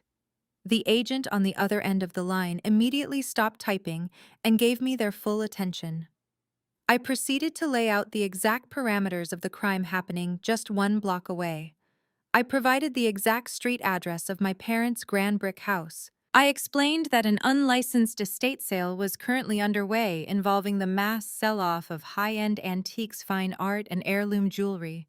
I made sure to emphasize the estimated value of the goods leaving the property, predicting it would easily cross into the hundreds of thousands of dollars. Most importantly, I explicitly detailed Brittany's aggressive demand for untraceable currency. The individuals running this unauthorized sale are violently refusing legal tender in the form of personal checks or bank transfers, I told the federal agent. They have posted physical signs demanding cash only for all high-value transactions and are actively refusing to provide any receipts to the buyers. I have crystal clear audio recordings of the primary perpetrator refusing a legitimate $2,000 check specifically to avoid creating a financial paper trail. The agent asked for the legal names of the individuals orchestrating the sale. I clearly enunciated Brittany and Jamal's full names, providing their approximate ages and physical descriptions. I explained that the estate had not even begun the formal probate process, meaning that every single item sold was legally considered stolen from the deceased entities. The agent provided me with a secure federal email address to submit my digital audio evidence and assured me that an official investigation file was being opened immediately. When dealing with unreported cash of this magnitude, the federal government does not waste time. I thanked the agent and ended the call feeling a profound sense of satisfaction. The heavy machinery of the Federal Tax Authority was now officially aimed directly at my sister. But the tax evasion report was only the first half of my strategy. The second call I had to make was going to be equally devastating. I scrolled through my contact list and found the direct phone number for the private insurance broker who managed the specific policies for the Horizon Trust. The Horizon Trust was the private limited liability company I had secretly created 3 years ago to save my parents from total bankruptcy. It was the corporate entity that actually owned the deed to the property and held the highly specialized insurance policies covering the most valuable items inside the home. The broker answered after 3 short rings. I provided the trust identification number and my personal security authorization code, verifying my identity as the sole owner of the holding company. I spoke in a calm, measured tone as I reported a massive and ongoing breach of our policy terms. I regret to inform you that unauthorized individuals have forcibly taken control of the primary residence, I said. They have locked me out of the property and are currently conducting an illegal public liquidation of scheduled trust assets. The broker gasped audibly over the phone. I proceeded to list the exact items I had personally witnessed being sold or worn by the unauthorized individuals. I told him about my mother's diamond tennis bracelet disappearing into Brittany's designer purse. I told him about the antique mahogany piano currently sitting on the front porch, with a neon pink price tag slapped across its beautifully carved wood. And finally, I reported the theft of the vintage $50,000 Rolex Daytona that Jamal was currently wearing on his left wrist, while acting as a makeshift bouncer in the rain. The insurance broker was absolutely appalled. He informed me that the unauthorized liquidation of specifically scheduled corporate assets constituted immediate and severe insurance fraud. He rapidly typed the information into his system, telling me that he was officially flagging the entire multi-million-dollar policy for a critical fraud investigation. Any future claims my sister or Jamal might attempt to make would be instantly denied. Furthermore, the insurance conglomerate's elite legal department would be dispatching their own private investigators to track down the stolen items and prosecute the individuals responsible for selling them. By aggressively forcing these cash sales, Brittany had not just defrauded the federal government. She had actively stolen from a massive corporate insurance entity. They employ entire teams of ruthless lawyers whose sole purpose in life is to financially destroy people who steal from their insured trusts. I thanked the broker for his swift action and ended the call, placing my phone down in the center console cup holder. I leaned forward, resting my arms on the steering wheel, and looked through the windshield. From my vantage point down the street, I had a clear view of the bustling driveway. I watched the parade of strangers happily carrying my family history away to their vehicles. I saw a middle-aged couple carefully loading a heavy crystal chandelier into the trunk of their silver sedan. I saw a young man carrying out a tall stack of my father's rare first edition hardcover books. Sitting behind her cheap plastic folding table, Brittany looked absolutely triumphant. She was practically vibrating with greedy satisfaction as she shoved another thick wad of $20 bills into her overflowing designer bag. She truly believed she was winning. She thought she had successfully bullied her quiet older sister off the property, securing a massive untaxed payday that she would never have to answer for. She was completely oblivious to the fact that every single dollar she took from those buyers was sealing her fate. She did not understand that she was no longer fighting a sibling rivalry. She was now fighting the Criminal Investigation Division of the Internal Revenue Service and a ruthless corporate legal team. She had chained herself to a sinking ship, and she was gleefully drilling holes in the bottom just to watch the water rush in. A strange, cold sense of peace washed over me entirely, replacing the emotional pain of seeing my childhood home dismantled. I reached forward to turn the key in the ignition, ready to drive back to the dreary motel and prepare my documents for the official will reading scheduled for tomorrow morning. But before my fingers could even touch the metal keys, the phone sitting in my cup holder lit up, vibrating violently against the plastic console. I looked down at the glowing screen. The caller identification displayed the name of Mr. Harrison, my parents' longtime estate lawyer. It was incredibly unusual for him to call me from his personal cell phone, especially so early in the morning, the day before an official legal proceeding. A prickle of unease ran down my spine. I picked up the device and pressed the green answer button, bringing the phone to my ear. Before I could even offer a polite greeting, his voice came bursting through the speaker. He sounded breathless, frantic, and deeply anxious, completely devoid of his usual polished professional composure. "Abigail," he said, his voice tight with panic. "You need to come to my office right now. Do not go back to the house. Do not speak to anyone else in your family. Just get here as fast as you can." I put my car in gear and drove away from the chaotic estate sale, heading straight toward the downtown financial district. The morning traffic was heavy, but it gave me the necessary time to process the absolute panic in Mr. Harrison's voice. Robert Harrison was a seasoned estate attorney. He was a man who billed by the hour and never rushed anything. He had navigated complex corporate mergers and massive inheritance disputes for decades without ever losing his cool. For him to call me on his personal cell phone sounding that frantic meant that Brittany had executed a legal maneuver he had not anticipated. I parked my car in the dimly lit underground parking garage of his prestigious firm. Walking into the expansive marble lobby wearing my faded black jeans, a gray hooded sweatshirt, and a baseball cap drew more than a few judgmental stares from the corporate crowd bustling around me. I looked entirely out of place among the tailored suits and expensive briefcases, but I did not care. My mind was already categorizing the legal possibilities. I swiped my visitor badge and took the express elevator to the top floor, where the firm occupied an entire penthouse suite overlooking the city skyline. The receptionist did not even ask for my name when the elevator doors parted. She took one look at me, stood up from behind her curved mahogany desk, and quickly ushered me down the long, quiet hallway. She led me directly into his private corner office, closing the heavy oak door firmly behind me. Mr. Harrison was standing behind his massive desk. He looked terrible. He was a man in his late 60s who usually maintained a pristine, intimidating appearance, but today his silk tie was loosened, his silver hair was noticeably unkempt, and he had dark, heavy bags under his eyes. His usually spotless desk was completely covered in scattered legal documents, open law books, and manila folders. "Abigail, thank God you are here," he said, letting out a breath that sounded more like a sigh of defeat. He motioned for me to sit in one of the heavy tufted leather guest chairs facing his desk. "Please sit down.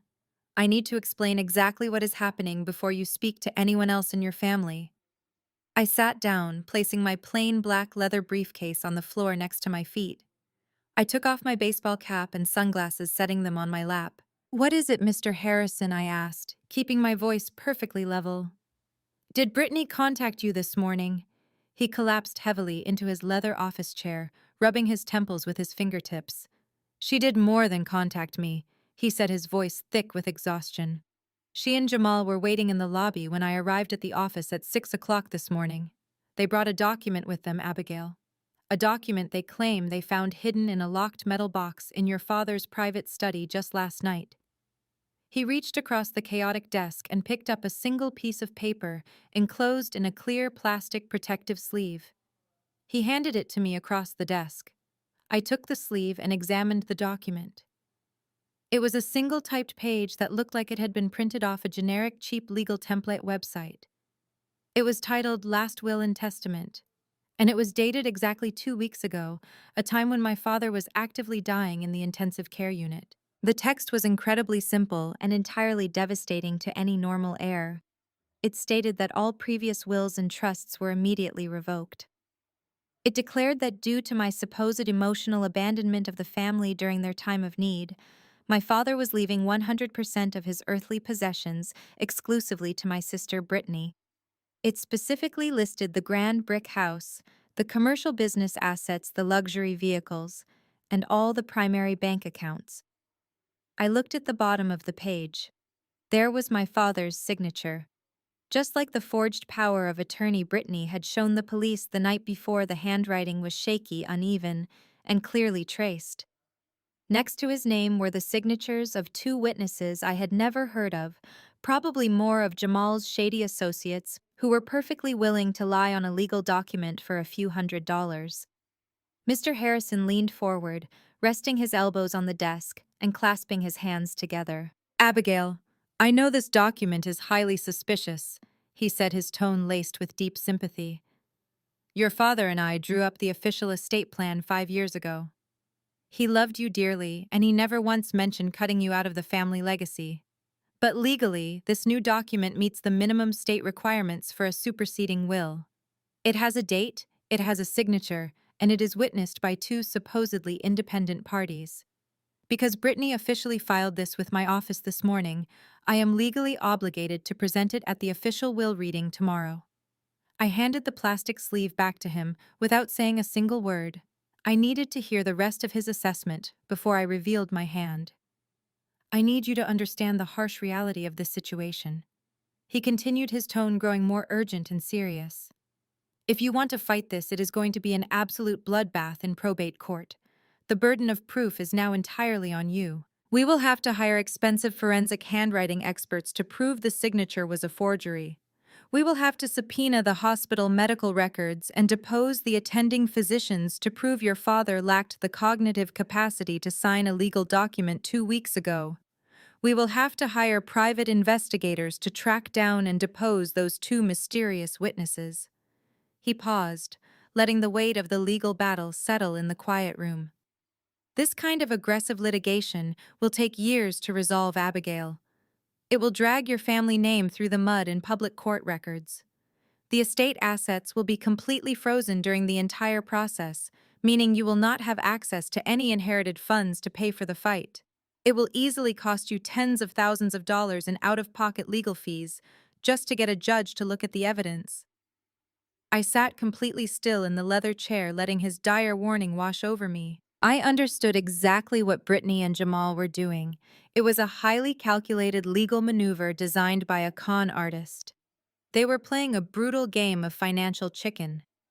They knew I made a good salary as a senior financial auditor, but they also knew I did not have the liquid cash lying around to casually fight a massive multi-year legal battle against my own family. They were trying to bleed me dry before the fight even started.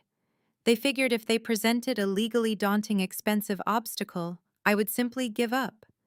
They expected me to walk away and let them take the entire multi-million-dollar estate just to avoid the endless stress and financial ruin of court.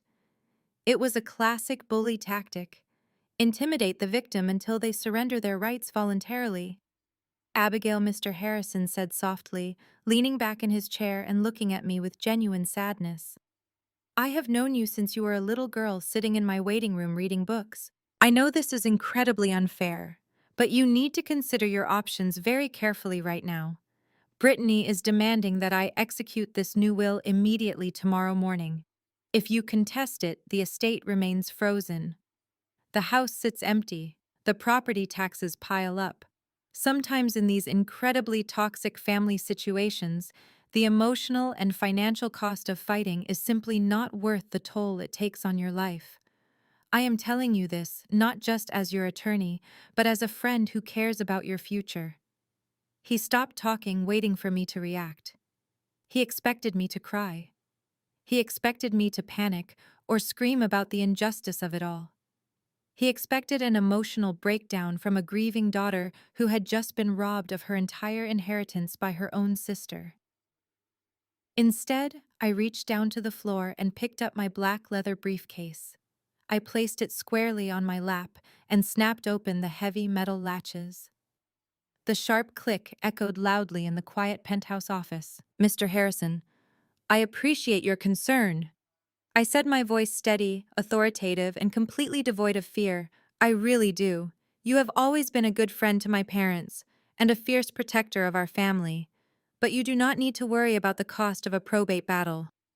I reached deep into the briefcase and pulled out a thick, heavy manila folder. The flap was secured with a tight red string tie and heavily stamped with the official wax seal of my corporate auditing firm. I stood up from the tufted leather chair and placed the massive folder directly onto the center of his mahogany desk, pushing aside his scattered papers to make room. "You are going to read the superseding will tomorrow exactly as Brittany requested," I told him, looking directly into his exhausted eyes. "You are going to let her believe she has won everything she asked for. But before you conduct that reading tomorrow morning, I need you to lock your door. Sit at this desk and review every single document inside this folder." I tapped my index finger twice against the thick manila cover. "Because once you read this, you will realize that contesting her forged will is completely unnecessary. I am guaranteeing you right now that probate court is not going to be an issue at all." The following morning, I walked into the grand lobby of Mr. Harrison's law firm feeling like an entirely different person. I had shed the faded jeans and oversized sweatshirt from the estate sale and replaced them with my tailored navy blue corporate suit and a crisp white blouse. I wore my hair pulled back into a sleek professional bun and carried my black leather briefcase. I was no longer the grieving daughter or the undercover observer.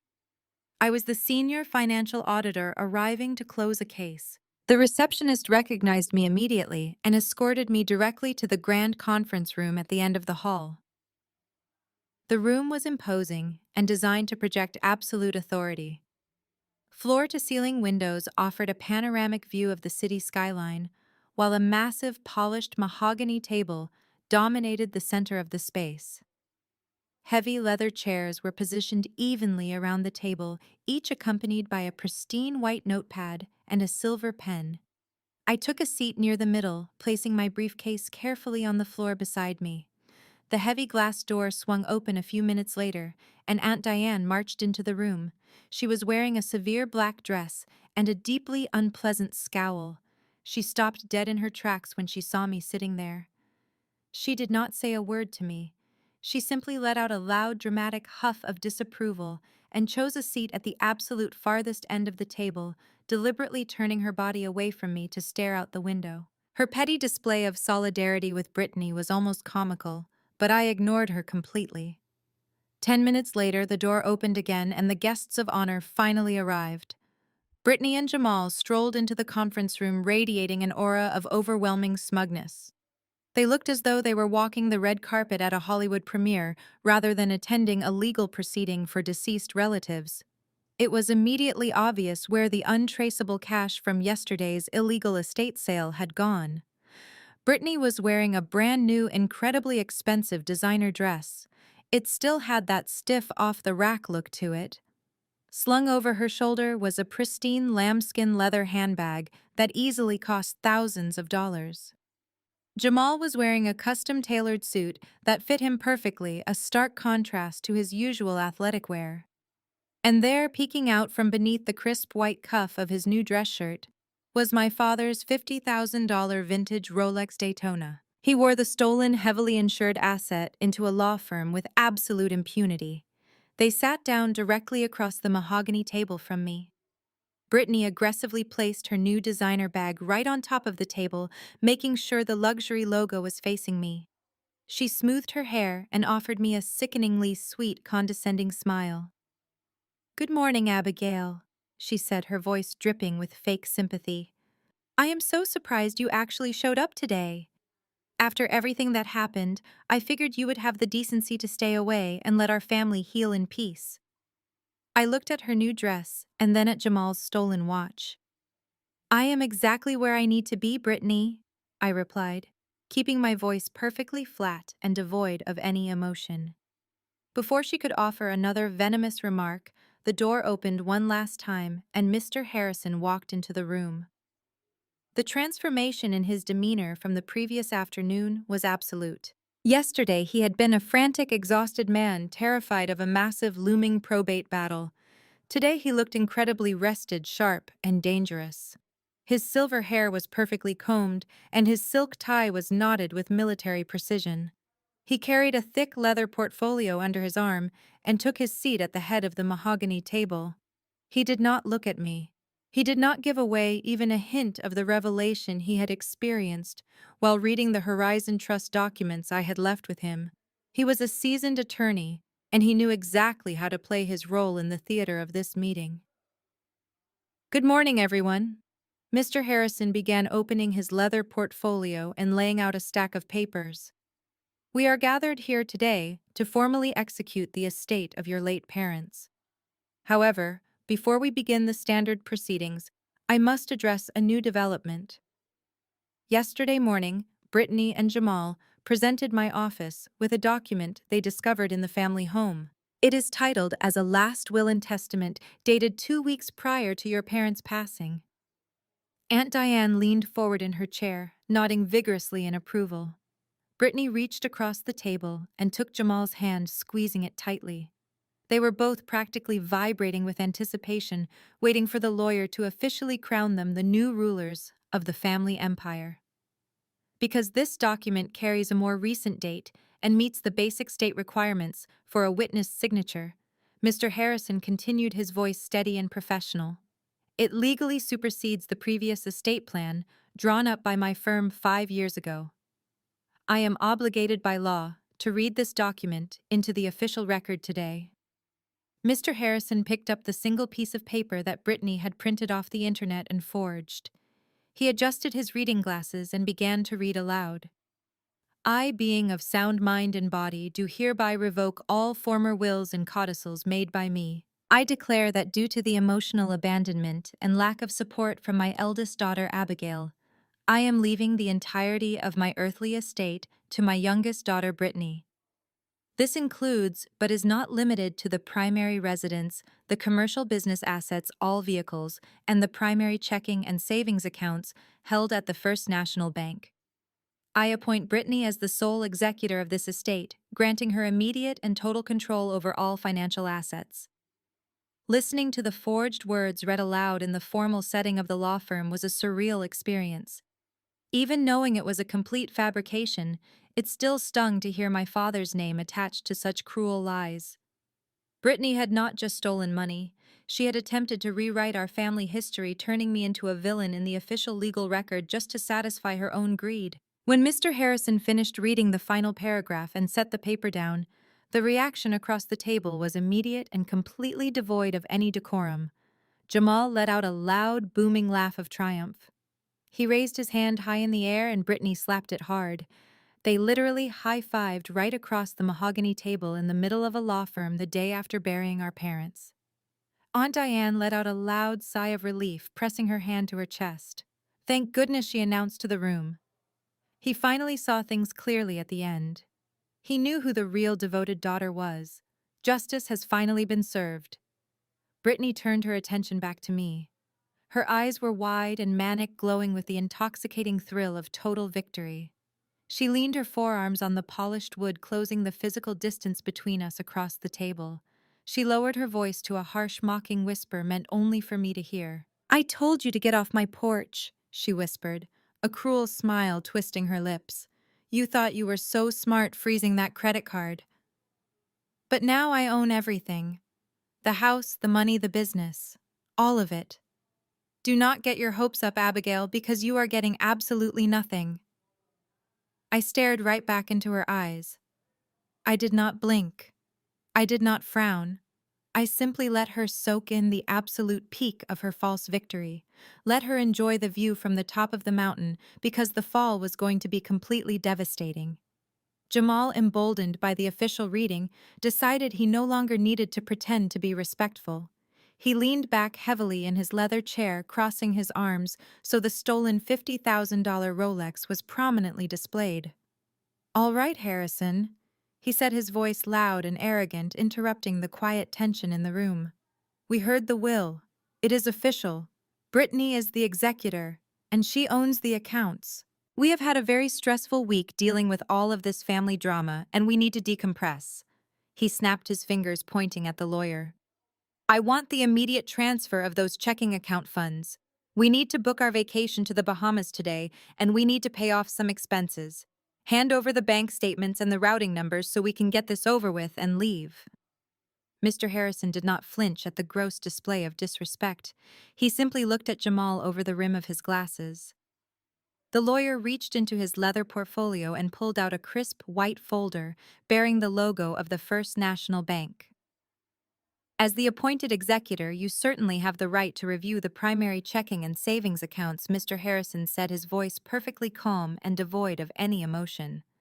He placed his hand flat on the folder and smoothly slid it across the polished mahogany table directly toward Jamal. "Here are the current statements reflecting the exact balances of the estate accounts as of 9 o'clock this morning."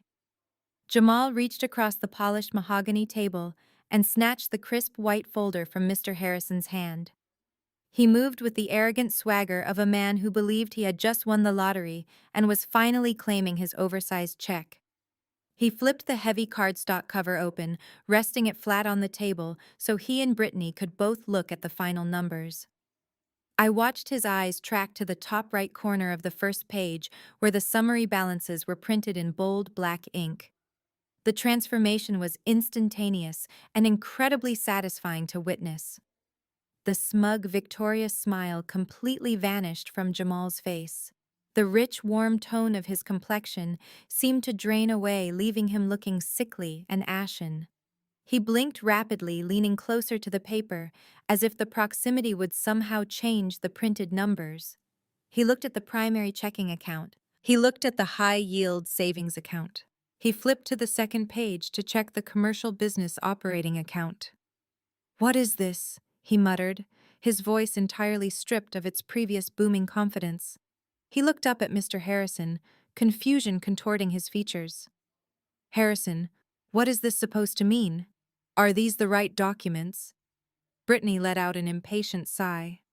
"Jamal, stop playing around," she snapped. "How much is in there? We need to wire the money to the travel agent by noon."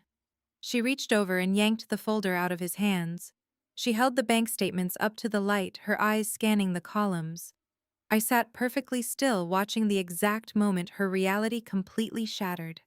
The balances on every single account listed were exactly zero. $0.00. In fact, the commercial business operating account showed a negative balance due to outstanding overdraft fees.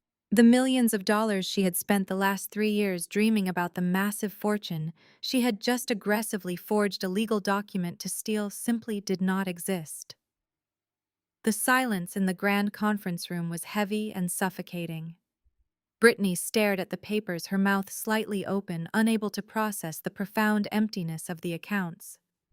Then the shock evaporated, entirely replaced by a sudden violent explosion of rage. She slammed the folder down onto the mahogany table so hard the sound echoed like a gunshot. "She stole it!" Brittany shrieked, her voice echoing off the floor-to-ceiling windows.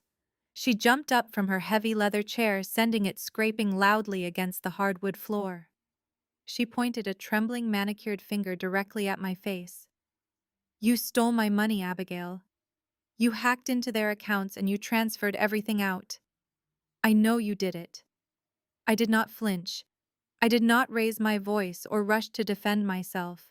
I leaned back in my chair, crossing my legs and resting my hands loosely on my lap. I simply watched her completely unravel. "She is a thief!" Aunt Diane bellowed, suddenly inserting herself into the chaos.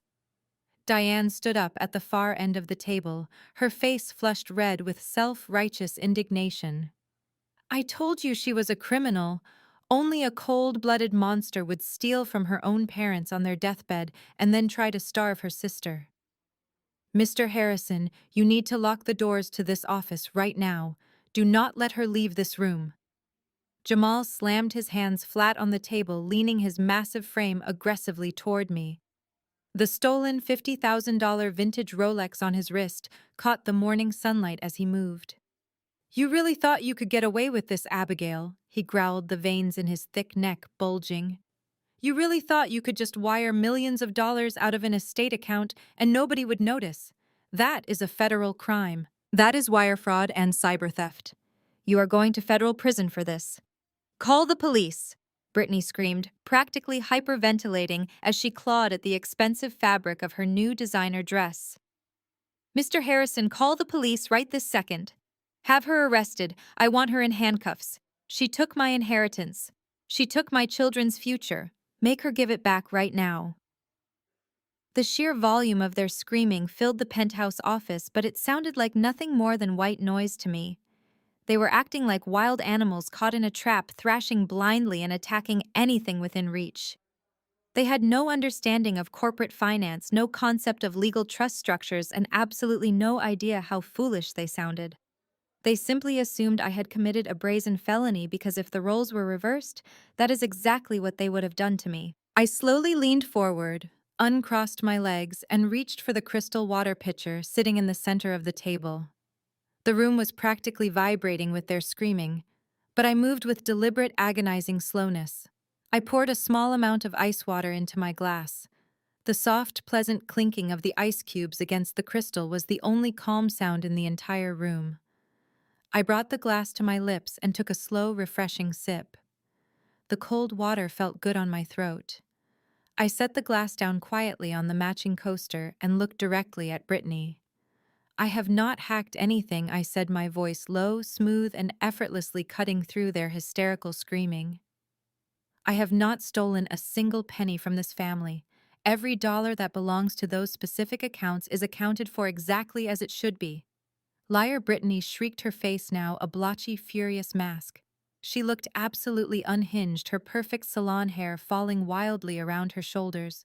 You are a lying, greedy psychopath. You turned the credit cards off, and then you drained the bank accounts. Mr. Harrison, stop sitting there and do your job. Have her arrested. Mr. Harrison had remained entirely silent during their massive temper tantrum. He sat at the head of the table, his hands neatly folded resting over his leather portfolio. He watched Brittany and Jamal with the cold, detached observation of a scientist studying a particularly unpleasant insect. He had spent his entire career dealing with the absolute worst aspects of human greed, and he was completely unfazed by their aggressive posturing. He knew exactly what was inside the Horizon Trust folder I had given him yesterday, and he knew the trap was about to spring shut on them permanently.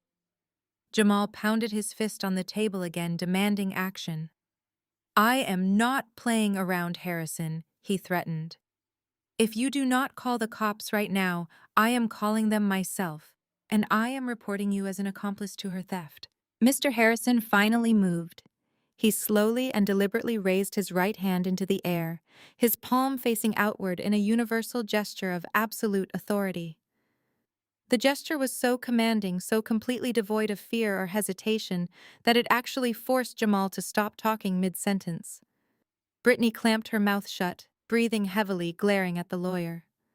Aunt Diane sank slowly back into her chair at the end of the table, sensing the sudden shift in the power dynamic of the room. The silence returned heavy and pregnant with anticipation.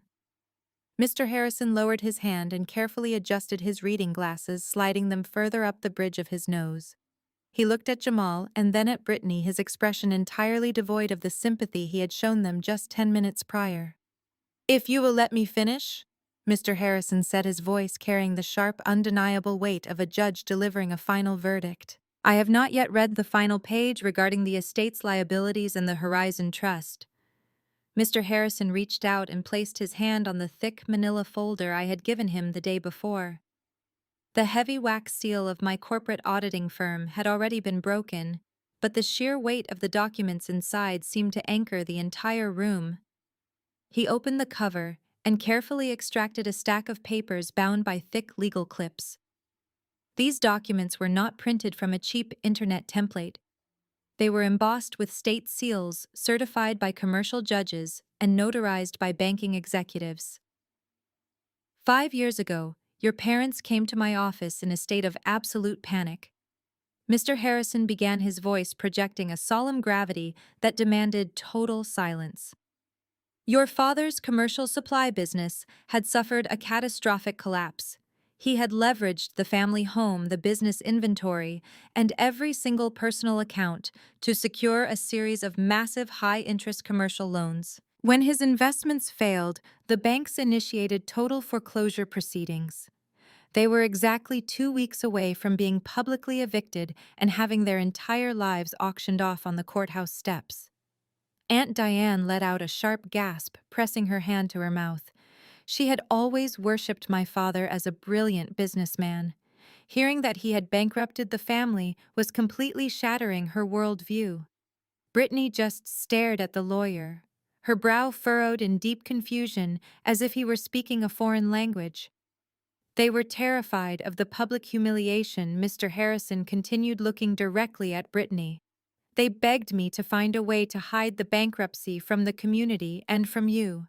They did not want to ruin your upcoming wedding, and they could not bear the thought of losing their social standing at the country club. So they turned to the only person who had the financial expertise and the personal capital to save them. They turned to Abigail. All eyes slowly shifted from the lawyer to me. I remained perfectly still, letting the absolute truth of the situation settle over them. Abigail stepped in and executed a highly complex corporate restructuring, Mr. Harrison explained, pulling a specific certified document from the stack.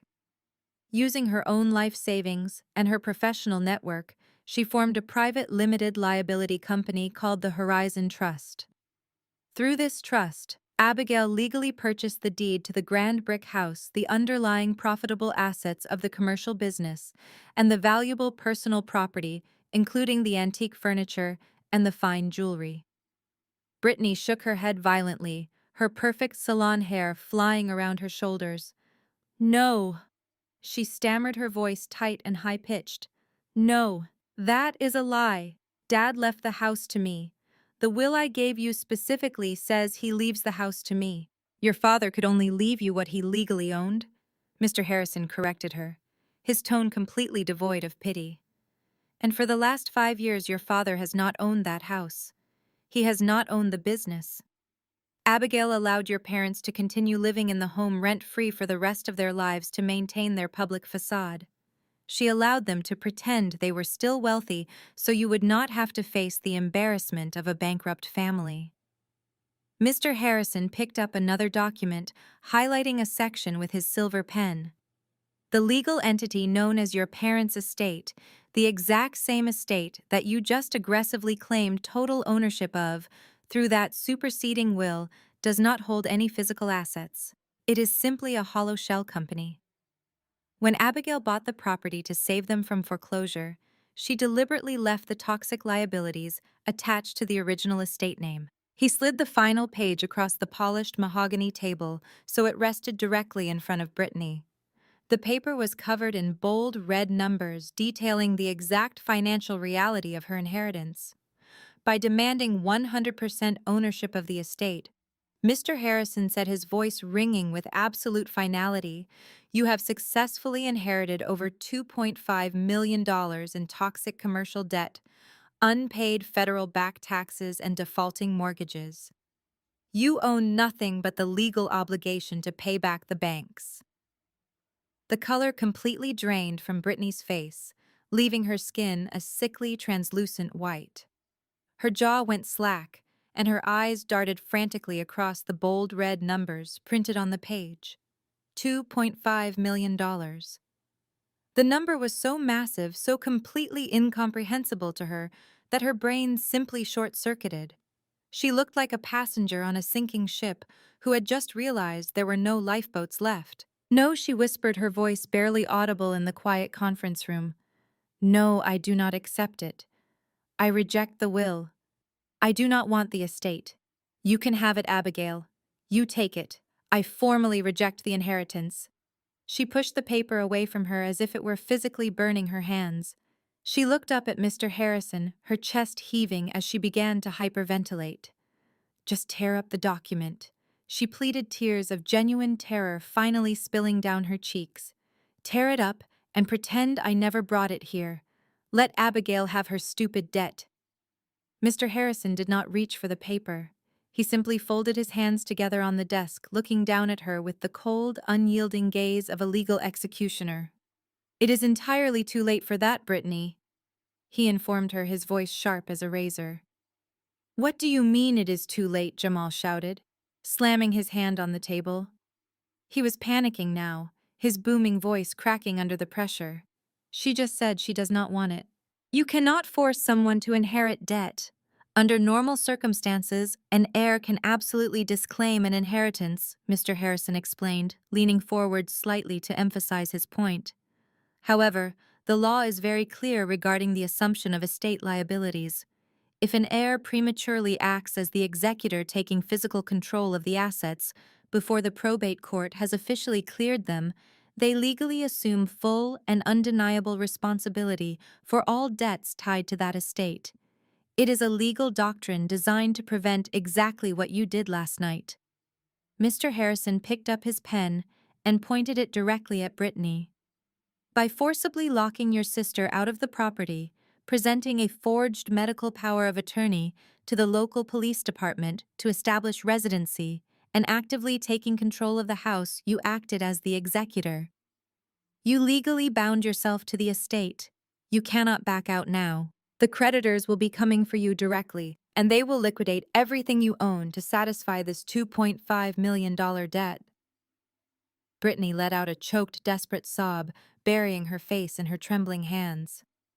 The reality of her situation was finally crashing down on her. Her greed had completely blinded her to the trap she was walking into.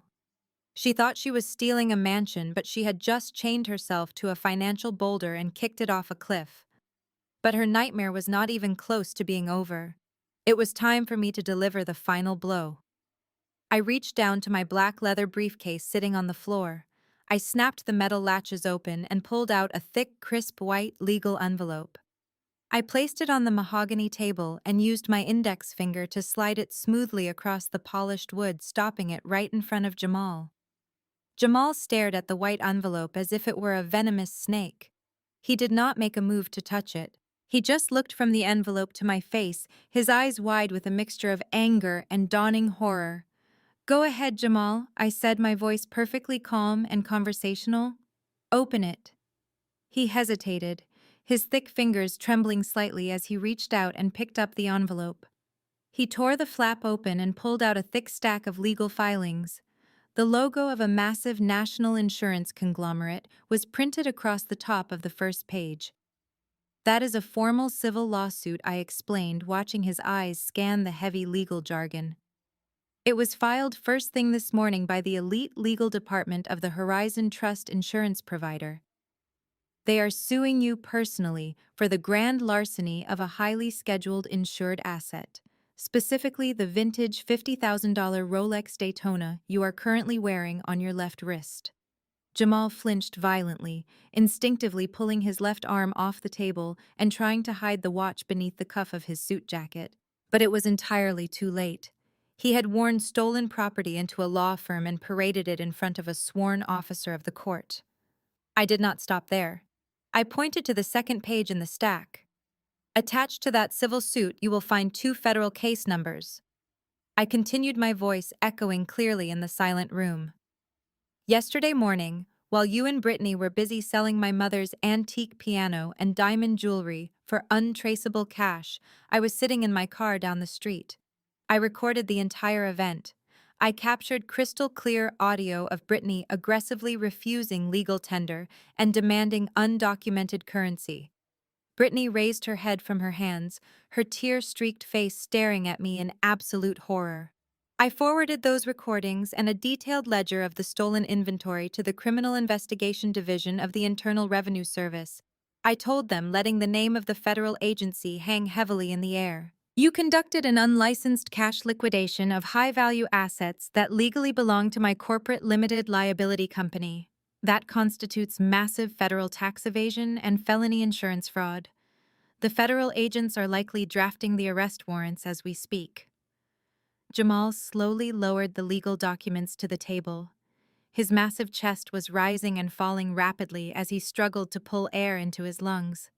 The aggressive bullying persona he relied on was completely gone. He was a man who suddenly realized he was standing on the tracks and the train was only inches away. He looked at the lawsuit detailing his theft of the $50,000 watch. He looked at the federal case numbers promising years of audits and potential prison time. And then he slowly turned his head to look at his wife. He looked at Brittany, the golden child who had promised him millions. The woman who had convinced him to lock me out in the freezing rain, to forge legal documents, and to aggressively steal from my parents' estate.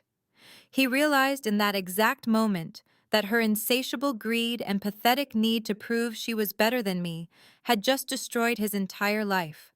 She had anchored him to $2.5 million in inescapable debt and dragged him directly into a massive federal tax fraud investigation.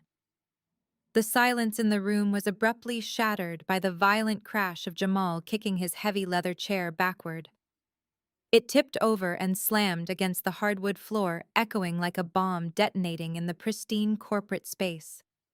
He leaped to his feet, his massive frame shaking with a sudden explosive fury that had absolutely nothing to do with protecting his wife and everything to do with saving his own skin.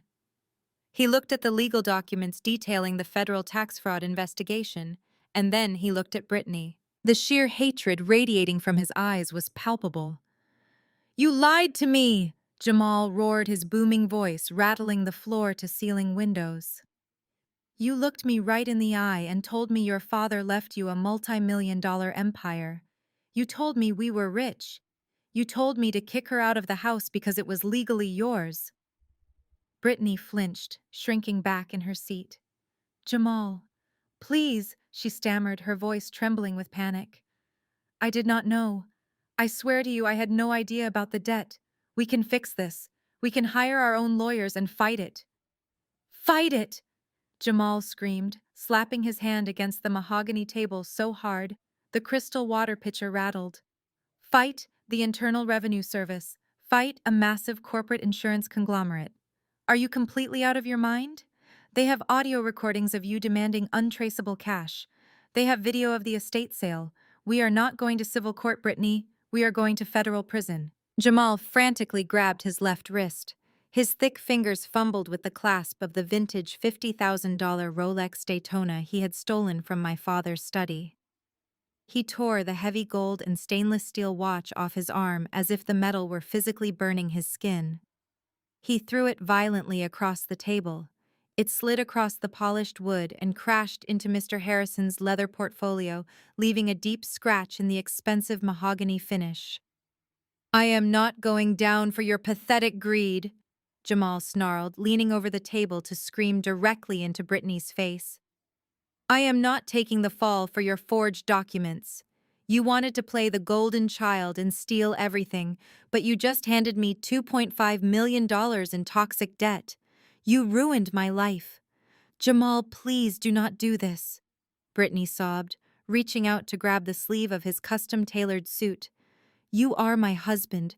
We are in this together." "Do not touch me," he spat violently, yanking his arm away from her grasp. "We are not in anything together. You committed federal tax evasion. You committed insurance fraud. I am leaving this office right now, and my very first phone call is to a ruthless divorce lawyer. I am filing for separation today, and I am telling the federal agents that you orchestrated this entire scam by yourself. You are completely on your own." Jamal did not look back. He turned around and stormed toward the exit, his heavy footsteps thudding aggressively against the floor.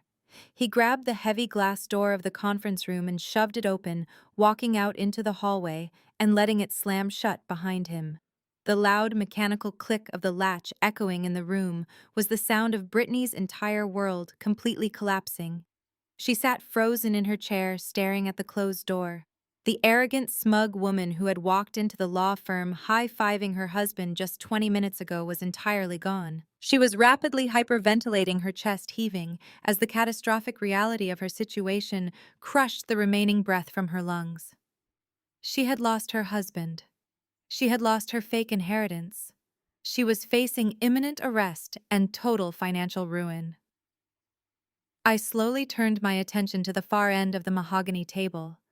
Aunt Diane was still sitting there, but she looked like she had physically shrunk in her oversized leather chair. The fierce, self-righteous matriarch who had spent the last 24 hours leading a vicious social media smear campaign against me was now paralyzed by absolute terror. Diane had always worshipped wealth and status. She had blindly backed Brittany because she assumed Brittany held the keys to the family castle. Now that she realized Brittany held nothing but millions of dollars in toxic liabilities and federal warrants, Diane's loyalty evaporated instantly. Aunt Diane refused to make eye contact with me. Her face was pale and her hands were trembling as she slowly and quietly reached down to pick up her purse from the floor. She did not say a word in Brittany's defense. She did not offer a single word of comfort to her sobbing niece. She simply clutched her purse to her chest, stood up and tiptoed quickly toward the door like a coward fleeing a burning building. She let herself out without making a sound, abandoning the golden child to face the consequences alone. It was a brilliant display of the toxic family dynamic completely dismantling itself. When the lies were exposed, the alliances crumbled instantly.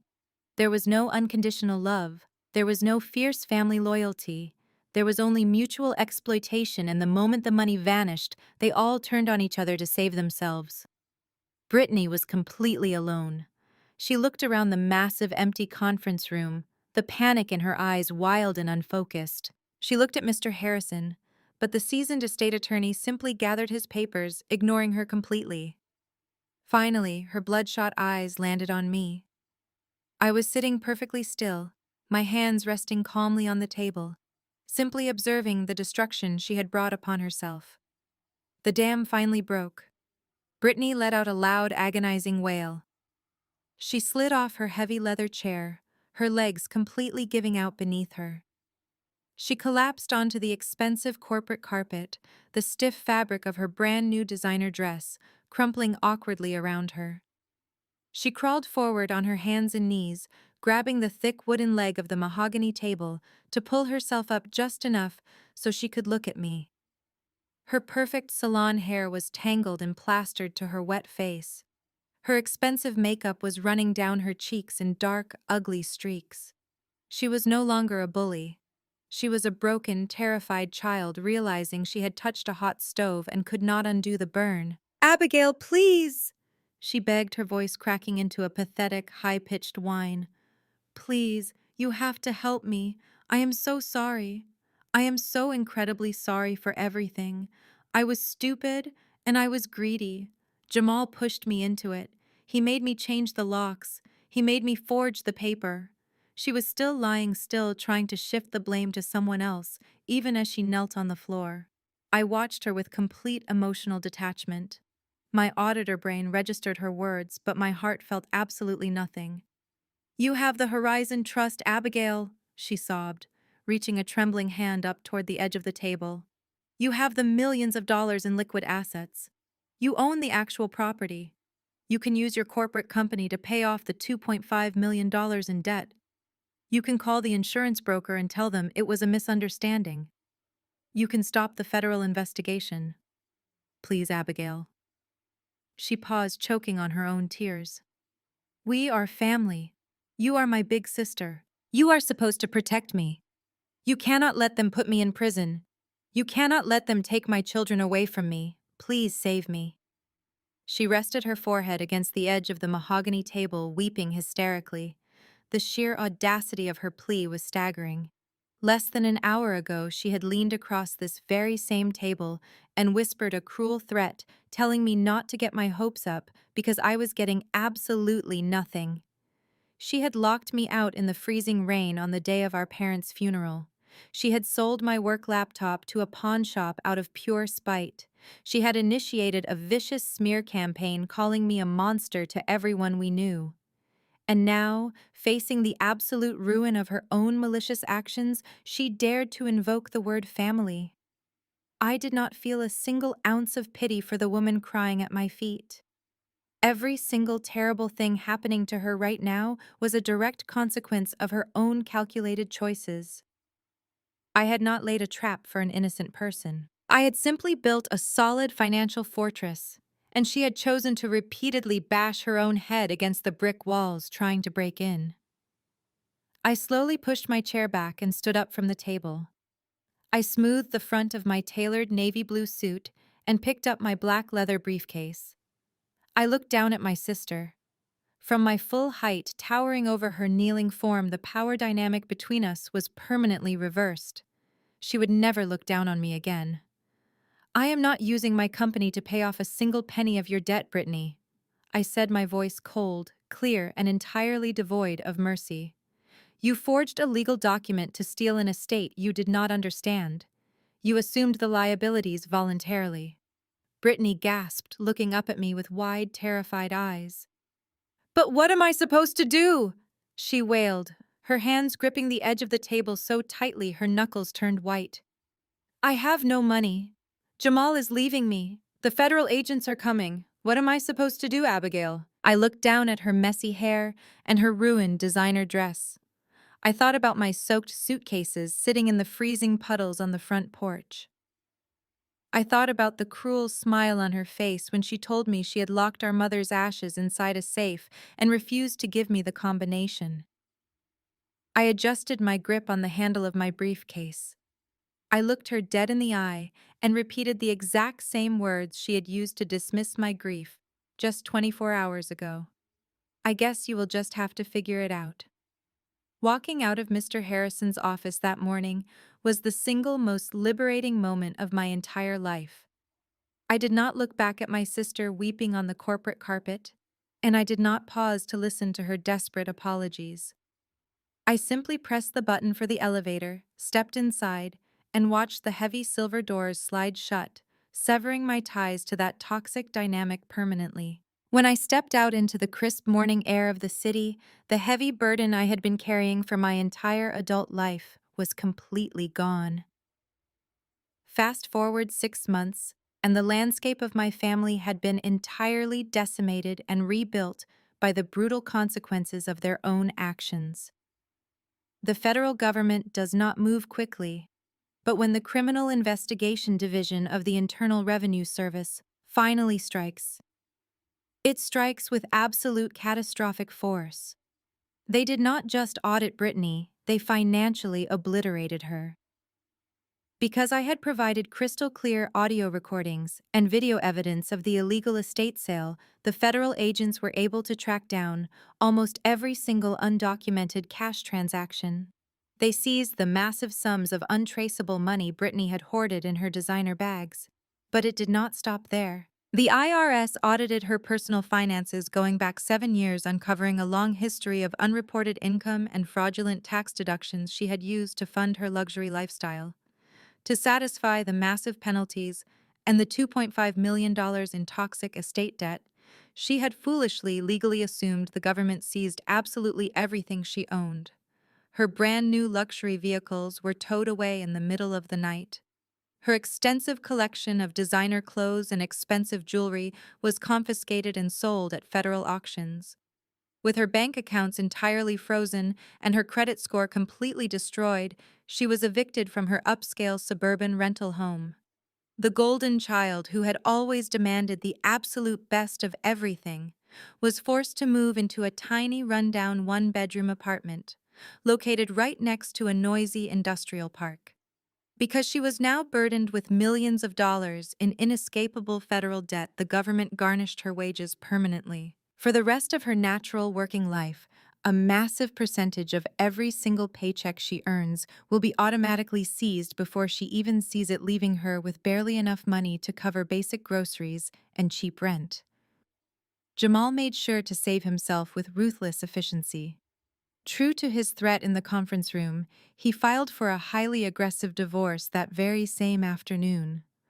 To avoid going to federal prison for grand larceny and insurance fraud regarding my father's vintage Rolex Jamal struck a deal with the corporate insurance investigators. He immediately surrendered the $50,000 watch and provided a fully sworn legal testimony stating that Brittany had masterminded the entire estate sale and forged the medical power of attorney completely on her own. He threw his wife directly under the proverbial bus to secure his own immunity. The divorce went through incredibly smoothly because Brittany literally could not afford to hire a lawyer to fight him. Jamal took full custody of their children, citing her impending federal criminal charges and massive financial instability as proof that she was an unfit mother. He moved to a different state, completely washing his hands of the disaster he had eagerly helped create. As the reality of Brittany's total financial and legal ruin became public knowledge, the extended family experienced a sudden and deeply hypocritical change of heart. The same flying monkeys who had relentlessly shared Brittany's malicious social media video, the same relatives who had called me a monster and demanded I surrender my inheritance, suddenly realized they had backed the wrong horse. They figured out that I was the sole owner of the multi-million-dollar Horizon Trust, and that I was the only person in the family who actually possessed real wealth. My phone, which had been blissfully silent for weeks, suddenly began filling up with voicemails and text messages from aunts, uncles, and cousins. Aunt Diane even had the sheer audacity to send a massive floral arrangement to my office with a handwritten card begging for forgiveness. She left a voicemail claiming she had been entirely brainwashed by Brittany's lies and stating that the family desperately needed my strong leadership to guide them through this difficult time. It was a pathetic, transparent attempt to secure access to my financial resources. They did not care about me. They only cared about the corporate assets they now knew I controlled. I did not return a single phone call. I did not send a single text message. I threw Aunt Diane's expensive floral arrangement directly into the lobby dumpster and instructed my building security to permanently ban any visitors sharing my last name. I maintained the absolute no-contact boundary I had established in that cheap motel room.